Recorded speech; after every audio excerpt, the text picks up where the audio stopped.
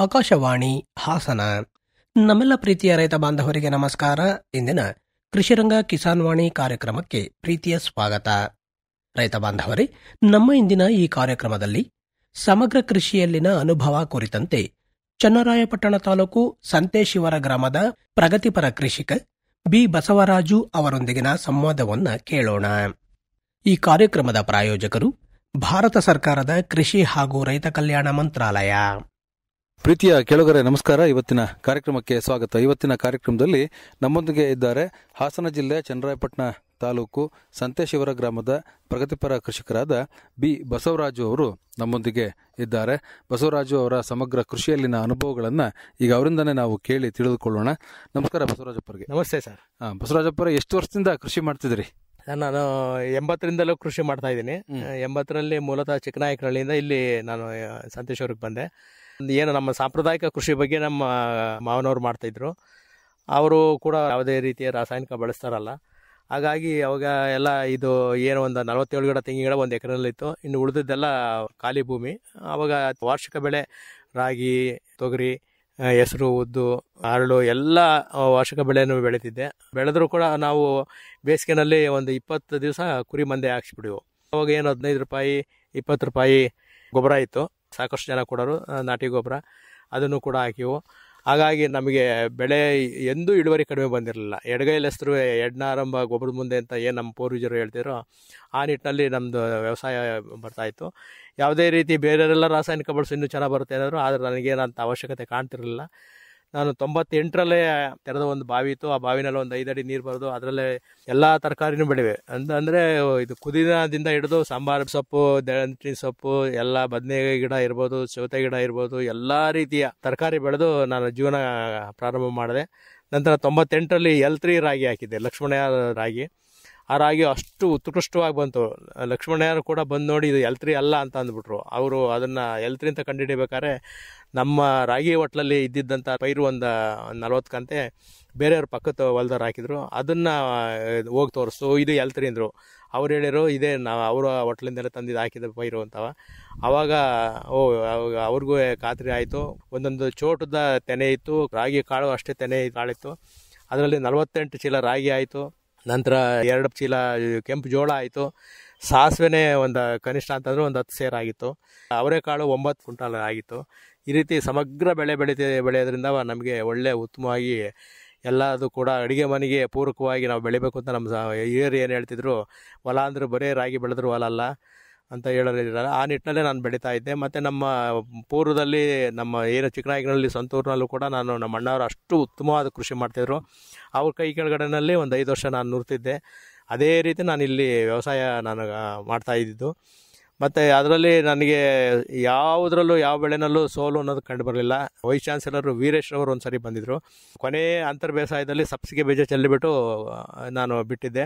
ಆ ಸಬ್ಸಿಗೆ ಹೂವು ಮತ್ತು ತೊಗರಿ ಹೂವು ಒಂದೇ ಸರಿ ಬರೋದ್ರಿಂದ ಆ ಸಬ್ಸಿಗೆ ಹೂವಿನ ವಾಸನೆಗೆ ಕೀಟಗಳು ನಿಯಂತ್ರಣ ಆಗಿ ಕಾಯಿ ಅಂದರೆ ಅಷ್ಟು ಗೆಜ್ಜೆ ಕಟ್ಟದಂಗೆ ಇತ್ತು ಅಂತ ಹೇಳ್ತಾರಲ್ಲ, ಆ ಥರ ತೊಗರಿ ಕಾಯಿತ್ತು. ಈ ರೀತಿ ಪ್ರತಿಯೊಂದು ಬೆಳೆನಲ್ಲೂ ತನ್ನದೇ ಆದ ಒಂದು ವಿಶೇಷತೆ ಕಂಡಿಟ್ಟಿದೆ. ಯಾಕೆಂದರೆ ಭೂಮಿ ತಾಯಿ ಒಂದು ತೆರೆದಿಟ್ಟ ಪುಸ್ತಕ, ಅದನ್ನು ಓದಬೇಕು ಅಂತಂದರೆ ಏಕಾಗ್ರತೆ ಬೇಕು. ಆ ನಿಟ್ಟಿನಲ್ಲೇ ಇದ್ದೆ ನಾನು. ನನ್ನ ಜಮೀನು ಆಯಿತು, ನನ್ನ ವ್ಯವಸಾಯ ಆಯಿತು, ನನ್ನ ಕೆಲಸ ಆಯಿತು. ನನಗೆ ಯಾವ ಊರಿನಲ್ಲಿ ಯಾರ ಸಂಪರ್ಕನೂ ಕೂಡ ಇರಲಿಲ್ಲ. ಏಕೆಂದರೆ ಬೇರೆ ಕಡೆಯಿಂದ ಬಂದನು ಅಂತಂದು ಏನೋ ಒಂಥರ ಸಡ್ಡೆಯಾಗಿ ಮಾತಾಡ್ಸೋರು, ಏನೋ ಒಂಥರ ನಿಕೃಷ್ಟವಾಗಿ ಇದು ಮಾಡೋರು. ತೆಂಗಿನಕಾಯಿ ಪಿತ್ತು ತಂದು ಕೊಟ್ಟಿಗೆನಲ್ಲಿ ಹರಡಿವೆ, ಅದನ್ನು ಗೊಬ್ಬರ ಮಾಡಿವೆ, ಒಳ್ಳೆ ಚೆನ್ನಾಗಿ ಇದಾಗೋದು. ಬೇರೆಯವರೆಲ್ಲ ಆಡ್ಕೊಳೋರು, ನಿನ್ನ ಮನೆ ಹಾಳು ಮಾಡೋಕ್ಕೆ ಬಂದಿದ್ದಾನೆ ಅಂತ ಹಿಂಗೆಲ್ಲ ಇದು ಟೀಕೆ ಮಾಡೋರು. ಅದೇ ನೋಡಿ ಇವತ್ತು ಕಾಯಿರ್ಪಿತ್ತು ಬ್ರ್ಯಾಂಡ್ ಮಾಡಿ ನರ್ಸರಿಗೆ ಇದು ಮಾಡ್ತಿದ್ದಾರೆ. ನಾನು 98ರಿಂದಲೇ ನಾನು ಅದನ್ನು ಬಳಸ್ತಾ ಇದ್ದೆ. ಈ ಥರದ ಅನೇಕ ಘಟನೆಗಳು ಆಗಿದ್ದಾವೆ. ಒಂದು ಸಾರಿ ಹಸು ಕರು ಹೊಡ್ಕೊಂಬಂದೆ. ಒಂದು ಕರು ಇನ್ನೂ ಆವಾಗ 1-2 ತಿಂಗಳಾಗಿತ್ತು. ಆ ಕರು ಬಿಟ್ಟಿದ್ದೆ. ಅದು ಹೋಗಿ ಹೆಸರು ಗಿಡ ಒಂದು ಕುಂಟೆ ಜಮೀನು ಸ್ಟಾರ್ಕೆ ಮೇಲುಗಡೆ ಇದು ಕುಳಿಯ ಎಲ್ಲ ಕಟ್ ಮಾಡಿತ್ತು.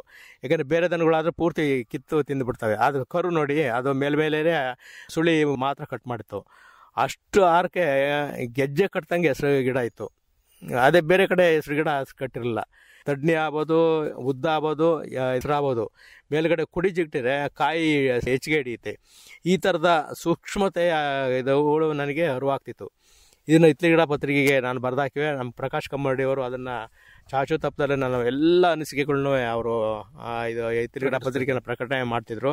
ಮೊದಲಿಗೆ ನನಗೆ ಪ್ರೋತ್ಸಾಹ ಕೊಟ್ಟರು ಅಂತಂದರೆ ಸಾವಯವ ಕೃಷಿ ಅಂತಂದಾಗ ಪ್ರಕಾಶ್ ಕಮ್ಮಡಿ ಅವರು ಇವತ್ತು ನಾನು ಹೇಳ್ತೀನಿ. ಕೃಷಿ ಇಲಾಖೆನಲ್ಲೂ ಕೂಡ ಗಣೇಶನ್ ಇದ್ದರು, ADA ಚಂದ್ರಶೇಖರ್ ಇದ್ದರು, ಜಯಣ್ಣ ಇದ್ದರು, ADA ಅವರು ಎಲ್ಲ ರಿಟೈರ್ ಆಗಿದ್ದಾರೆ. ಅವರಿಗೆ ಇವತ್ತಲೂ ಕೂಡ ನನ್ನ ಕಂಡ್ರೆ ಅಷ್ಟೊಂದು ಅಭಿಮಾನ. ಯಾಕೆಂದರೆ ಪ್ರತಿಯೊಂದಕ್ಕೂ ಕೂಡ ದಾಖಲೆ ಇಡ್ತಿದ್ದೆ, ಪ್ರತಿಯೊಂದು ಮಳೆ ದಾಖಲಾತಿನೂ ಕೂಡ ಇಡ್ತಾ ಇದ್ದೆ. ಮತ್ತು ಆಗು ಹೋಗುಗಳನ್ನ ಏನು ಎಷ್ಟು ನೀರು ಕೊಟ್ಟರೆ ಎಷ್ಟು ಇದಾಗುತ್ತೆ, ನೀರು ಎಷ್ಟು ಬೇಕು ಬೆಳೆಗಳಿಗೆ ಅನ್ನೋದರೆಲ್ಲದನ್ನೂ ಕೂಡ ಬೆಳೆದಿದ್ದೆ. ಮತ್ತು ಒಂದು 10 ಗುಂಟೆ ಭತ್ತನೂ ಕೂಡ ಮಾಡಿವು. ಅದರಲ್ಲೂ ಕೂಡ ನಾನಾ ರೀತಿಯ ಇದು ಭತ್ತಗಳನ್ನೂ ಕೂಡ ತಳಿಗಳೆಲ್ಲ ತಂದುಕೊಡೋರು. ಅವೆಲ್ಲವನ್ನು ಬೆಳೆದು ಅಷ್ಟು ಚಾಚು ತಪ್ಪದರೆ ಅವ್ರದ್ದು ಎಲ್ಲ ದಾಖಲಾತಿನೂ ಕೊಡಿವೆ. ಅದರಿಂದ ನನ್ನ ಬಗ್ಗೆ ಭಾಳ ಅವರು ಬೇರೆ ರೈತರಿಗಿನ ನನ್ನೊಂದು ಜಾಸ್ತಿ ಒಂದು ಇದರಲ್ಲಿ ನನ್ನ ನೋಡ್ತಾಯಿದ್ರು. ಅವರು ಗಣೇಶನ್ರವರು ಚನ್ನರಾಯಪಟ್ಟಣ ತಾಲೂಕಿಗೆ ಬಂದರೆ ನನ್ನ ಮನೆಗೆ ಬಂದು ನನ್ನ ಪ್ಲಾಟ್ ಎಲ್ಲ ಸುತ್ತರ್ಕೊಂಡೆ ಅವ್ರು ಹೋಗ್ತಾಯಿದ್ದು.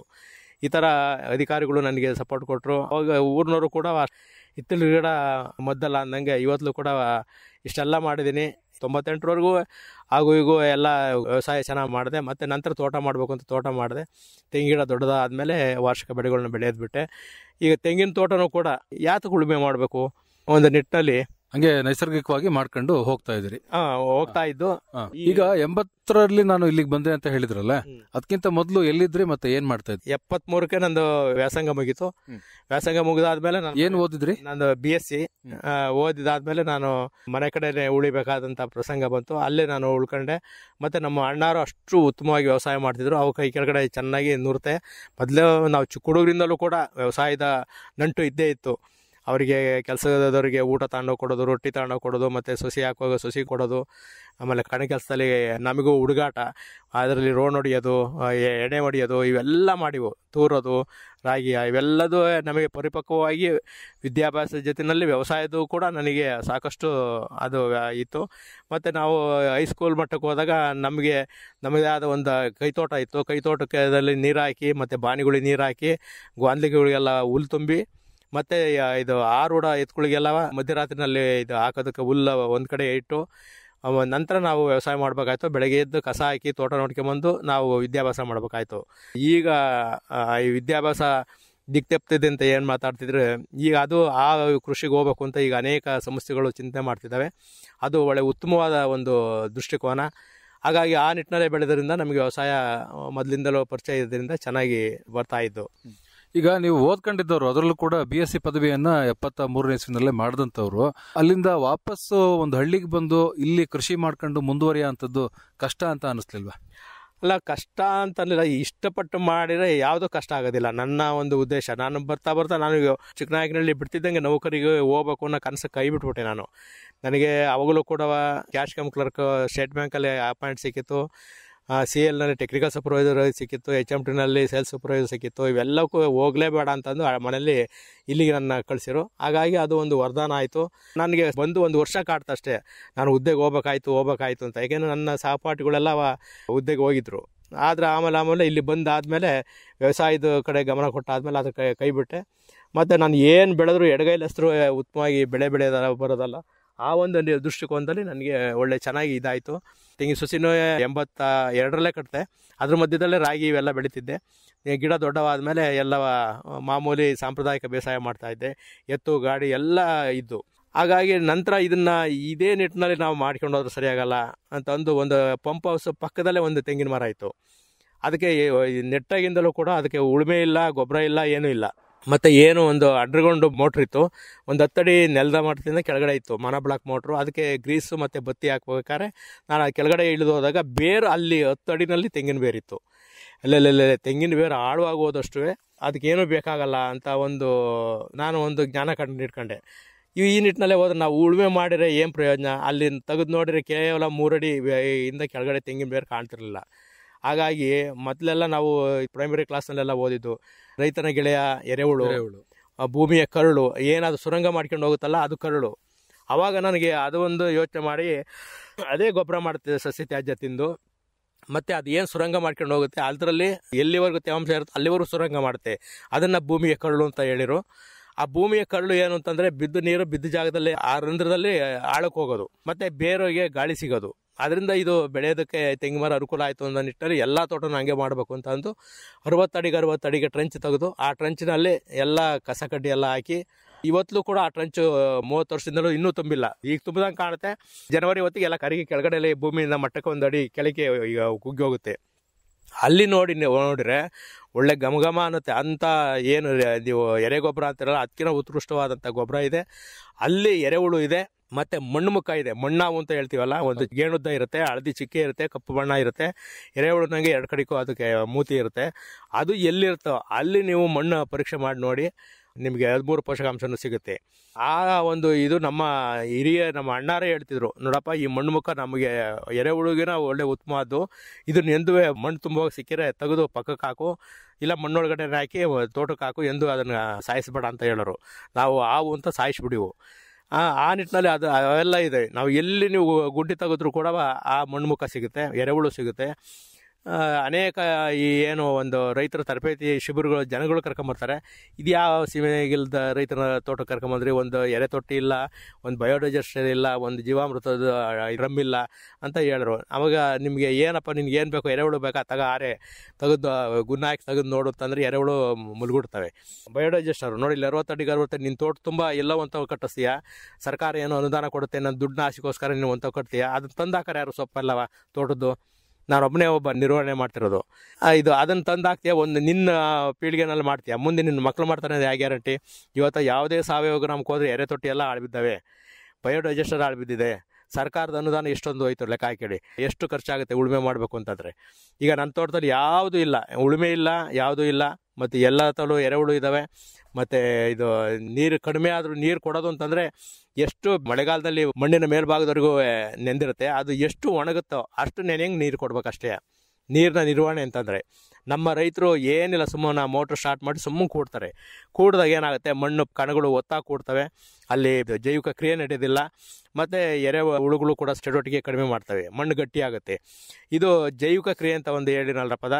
ನಮ್ಮ ರೈತರು ಇದಕ್ಕೆ ಸಾಕಷ್ಟು ಒತ್ತು ಕೊಡಬೇಕು. ಒಂದು ಇಡೀ ಮಣ್ಣಲ್ಲಿ ಕೊಟ್ಯಾತರ ಬ್ಯಾಕ್ಟೀರಿಯಾ ಇದೆ. ಆ ಬ್ಯಾಕ್ಟೀರಿಯಾಗಳಿಗೆ ನಾವು ಯಾವುದೇ ಒಂದು ದನಿನ ಗೊಬ್ಬರ ಇರ್ಬೋದು, ತಿಪ್ಪೆ ಗೊಬ್ಬರ ಇರ್ಬೋದು, ಎರೆ ಗೊಬ್ಬರ ಇರ್ಬೋದು, ಕೋಳಿ ಗೊಬ್ಬರ ಇರ್ಬೋದು, ಯಾವ ಗೊಬ್ಬರ ಕೊಟ್ಟರು ಕೂಡ ಆ ಬೆಳೆಗಲ್ಲ, ಆ ಮಣ್ಣಿನಲ್ಲರೂ ಸೂಕ್ಷ್ಮಾಣುಗಳಿಗೆ ಕೊಡೋದು. ಆ ಸೂಕ್ಷ್ಮಾಣುಗಳು ಆ ಗೊಬ್ಬರವನ್ನು ತಿಂದು ರಾಸಾಯನಿಕ ರೂಪಕ್ಕೆ ಪರಿವರ್ತನೆ ಮಾಡಿ ಮಣ್ಣಿಗೆ ಲೇಪನ ಮಾಡ್ತವೆ. ಅದು ಜೈವಿಕ ಕ್ರಿಯೆ ನಮ್ಮ ಭೂಮಿನಲ್ಲಿ ನಡಿಬೇಕು. ಈಗ ವಿಜ್ಞಾನಿಗಳು ಹೇಳ್ತಾ ಇದ್ದಾರೆ, 1 kg ಮಣ್ಣಲ್ಲಿ 100 ಗ್ರಾಮ್ ಇಂಗಾಲ ಇರಬೇಕು. ಇಂಗಾಲ ಅಂತಂದರೆ ಇದೆ ಈ ಕೊಟ್ಟಿಗೆ ಗೊಬ್ಬರ ಏನೇನು ಹೊರಗಡೆಯಿಂದ ಕೊಡ್ತೀವಲ್ಲ, ಸಸ್ಯ ತ್ಯಾಜ್ಯ, ಇವೆಲ್ಲವೂ ಕೂಡ ಇಂಗಾಲ. ಆ ಇಂಗಾಲ ಇರಬೇಕು ಅಂತ ಹೇಳ್ತಾರೆ. ನಮ್ಮ ಹಿರಿಯರು ಅದನ್ನು ಎಡ್ಡನ ರಂಬ ಗೊಬ್ಬರದ ಮುಂದೆ ಅಂತವ ಬೇರೆ ರೂಪದಲ್ಲಿ ಹೇಳಿರಷ್ಟೇ. ಈ ರೀತಿ ಒಂದು ಮಾತಿನಲ್ಲಿ ಅನೇಕ ಬದಲಾವಣೆ ಇರ್ತವೆ. ಮತ್ತು ಪ್ರತಿಯೊಂದು ತೋಟದಲ್ಲೂ ಪೂರ್ವದಲ್ಲಿ ಒಂದೊಂದು ಆಳಬಾವಿ ಅಂತ ಇದ್ದು, ಆ ತೋಟದ್ದು ನೀರು ಹೆಚ್ಚಾಗಿದ್ದು ಅವು ಆಳಬಾವಿಗೆ ಹೋಗೋದು, ಅದು ಕೃಷಿ ಹೊಂಡ. ಈಗ ಆಧುನಿಕ ಒಂದು ಬೇಸಾಯದಲ್ಲಿ ಅದನ್ನು ಕೃಷಿ ಹೊಂಡ ಅಂತ ಕರೆದ್ರು. ಸರ್ಕಾರ ಅದಕ್ಕೆ ಎಷ್ಟು ಅನುದಾನ ಕೊಡ್ತು ಇಲ್ಲಿವರೆಗೆ 5 ವರ್ಷದಿಂದ ಲೆಕ್ಕ ಹಾಕಿ ಇವತ್ತನ್ನು ಹೋಗಿ ಎಲ್ಲ ಕೃಷಿ ಹೊಂಡಗಳನ್ನ ಮುಚ್ಚಾಕಿದ್ದಾರೆ. ಕೆಲವಕ್ಕೆ ನೀರೇ ಹೋಗೋದಿಲ್ಲ, ನೀರು ಹೋಗ್ಲಿದ್ದು ಜಾಗ ತೆಗೆದಿದ್ದಾರೆ. ಸರ್ಕಾರ ದುಡ್ಡು ಎಷ್ಟು ಹೋಯ್ತು? ಸರ್ಕಾರ ದುಡ್ಡು ನಮ್ಮ ದುಡ್ಡು, ಅದು ನಮ್ಮ ಜೋಬಿನ ದುಡ್ಡು. ಅವರೇನೋ ಸರಿಯಾದ ಒಂದು ರೀತಿಯಲ್ಲೇ ಮಾಡ್ತಾರೆ ಪಾಪ. ಆದರೆ ಇಲ್ಲಿ ಅದನ್ನು ತೆಗಿಬೇಕಾದ್ರೆ ಎಲ್ಲಿ ನೀರಿನ ಒಂದು ಸಂಗ್ರಹಣಾ ವ್ಯವಸ್ಥೆ ಎಲ್ಲಿದೆಯೋ ಅಲ್ಲಿ ತೆಗೆಯೋದಿಲ್ಲ. ಹೀಗಾಗಿ ಅನೇಕ ತಪ್ಪುಗಳು ಆಗ್ತವೆ. ಇವನ್ನೆಲ್ಲ ಕೈ ಬಿಟ್ಟು ಹಾಕಿ ನಾವು ವ್ಯವಸಾಯದಲ್ಲಿ ನಿರಂತರವಾಗಿ ಬೆಳಗ್ಗೆಯಿಂದ ಹಿಡಿದು ಸಂಜೆವರೆಗೂ ಸೂರ್ಯ ಹುಟ್ಟೋದಕ್ಕಿಂತ ಮುಂಚೆಲಿ ಯಾವ ರೈತ ತನ್ನ ಕೆಲಸದಲ್ಲಿ ಅವನು ಮಗ್ನ ಆಗ್ತಾನೆ, ಅವನು ರೈತ. ಯಾವಾಗಲೂ 8 ಗಂಟೆಗೋ 9 ಗಂಟೆಗೋ ಕಾಟಾಚಾರಕ್ಕೆ ವ್ಯವಸಾಯ ಮಾಡ್ತಾರಲ್ಲ, ಅವ್ರು ರೈತರೇ ಅಲ್ಲವೇ ಅಲ್ಲ. ಅವ್ರು ಏನೇ ಆದಾಯ ಬಂದರೂ ರೈತರೇ ಅಲ್ಲ. ಅವನು ಭೂಮಿ ತಾಯಿನಲ್ಲಿ ತುಳಿಬೇಕು. ಬೆಳಗ್ಗೆ ಎದ್ದೋದಿಗೆ ಅವನು ಬೆಳಗ್ಗೆ ಎದ್ದು ನಮ್ಮ ಮಹಾತ್ಮ ಗಾಂಧೀಜಿ ಹೇಳ್ದಂಗೆ ಬೆಳಗ್ಗೆ ಎದ್ದರೆ ಆರೆ, ಗುದ್ಲಿ, ಮಂಕರಿ ಇವಳು ನೋಡಬೇಕು ಅಂತ ಹೇಳೋರು. ಮತ್ತು ವೇಗವಾಗಿ ಹೋಗೋದು ಎಂದಿದ್ರೂ ಮಹಾ ತಪ್ಪು. ಈಗ ನೋಡಿ, ನಿಧಾನಕ್ಕೆ ಹೋಗೋನು ಏನೋ ಅಕಸ್ಮಾತ್ ಎಡವಿರು ಕೂಡ ತಡ್ಡಾಡ್ಕೊಂಡು ಹೋಗಿ ನಿಂತ್ಕೊಂತಾನೆ. ಅದೇ ವೇಗವಾಗಿ ಹೋಗೋನು ಒಂದ್ಸರಿ ಎಡವಿರೆ ಅವನು ಪೂರ್ತಿ ಇಲ್ಲ ಕೈಕಾಲು ಮುಡ್ಕೊಂತಾನೆ, ಇಲ್ಲ ಪ್ರಾಣಕ್ಕೆ ಅಪಾಯ ಆಗುತ್ತೆ. ಅವತ್ತಲೇ ಅವ್ರು ಹೇಳಿದರು ವೇಗವಾಗಿ ಹೋಗೋದು ಮಹಾ ತಪ್ಪು ಅಂತ ಹೇಳಿದರು. ಇವತ್ತು ವೇಗವಾಗಿ ಹೋಗ್ತಿದ್ದೀವಿ. ಯಾವುದೇ ರೈತ ನಾವು ಏನು ಬೆಳೆದ್ರೆ ಏನು ಸಿಗುತ್ತೆ, ಎಷ್ಟು ಆದಾಯ ಬರುತ್ತೆ, ಅದ್ರ ಮೇಲೆ ಅವನು ಅನುಕರಣೆ ಮಾಡಿ ವ್ಯವಸಾಯ ಮಾಡ್ತಾನೆ ಹೊರತು ನಾನು ನೆಮ್ಮದಿಯಾಗಿರಬೇಕು ಅಂತಂದರೆ ಎಷ್ಟು ಬೇಕು ಅಂತ, ಮತ್ತು ಮಣ್ಣು ಯಾವ ರೀತಿ ಇರಬೇಕು, ಮಣ್ಣಿನ ಬಗ್ಗೆ ಕಾಳಜಿ ವಹಿಸ್ತಿಲ್ಲ.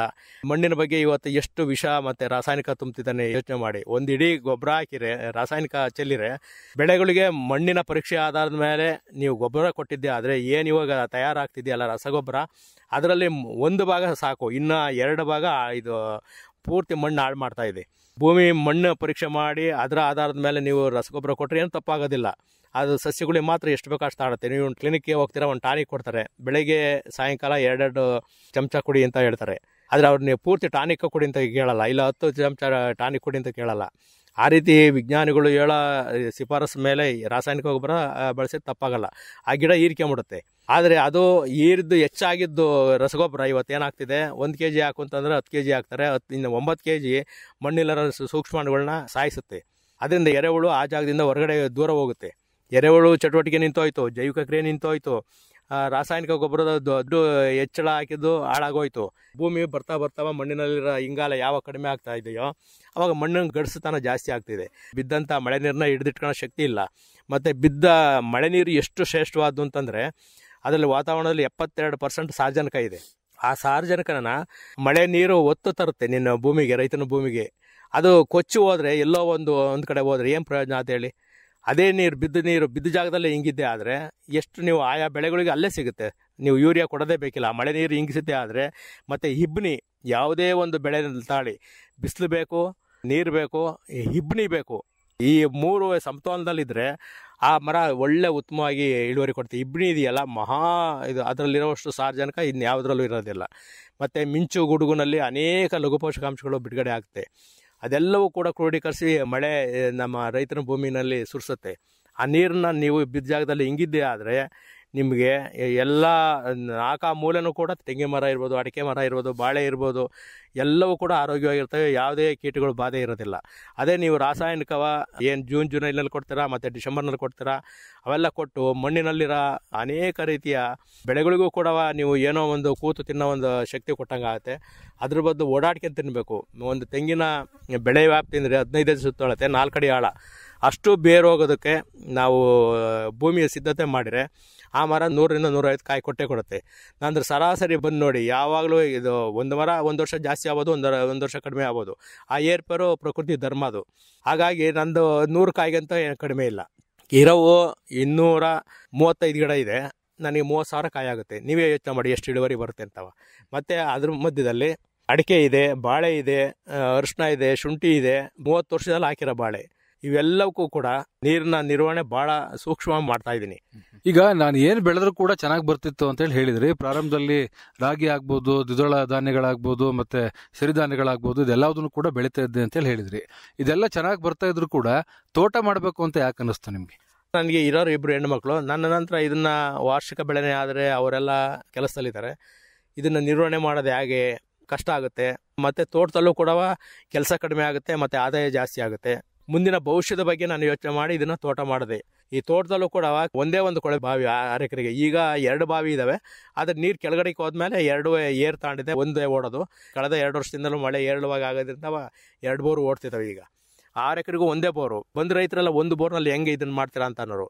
ನೋಡಪ್ಪ, ನೀರು ಹೆಚ್ಚಿಗೆ ಬೇಕಿಲ್ಲ, ಉಳುಮೆ ತೇವಾಂಶ ಕಾಪಾಡಿದ್ರೆ ಸಾಕು. ಭೂಮಿನಲ್ಲಿ ಬಾಳೆ ನೀವು ದಿಂಡ ಹಾಕಿ ನೀರು ಕಟ್ತೀರಾ, ಒಂದು ಸರಿ ನೀರು ಕಟ್ಟೋದು ನನಗೆ 1 ವರ್ಷ ಎಲ್ಲ ಆಗುತ್ತೆ.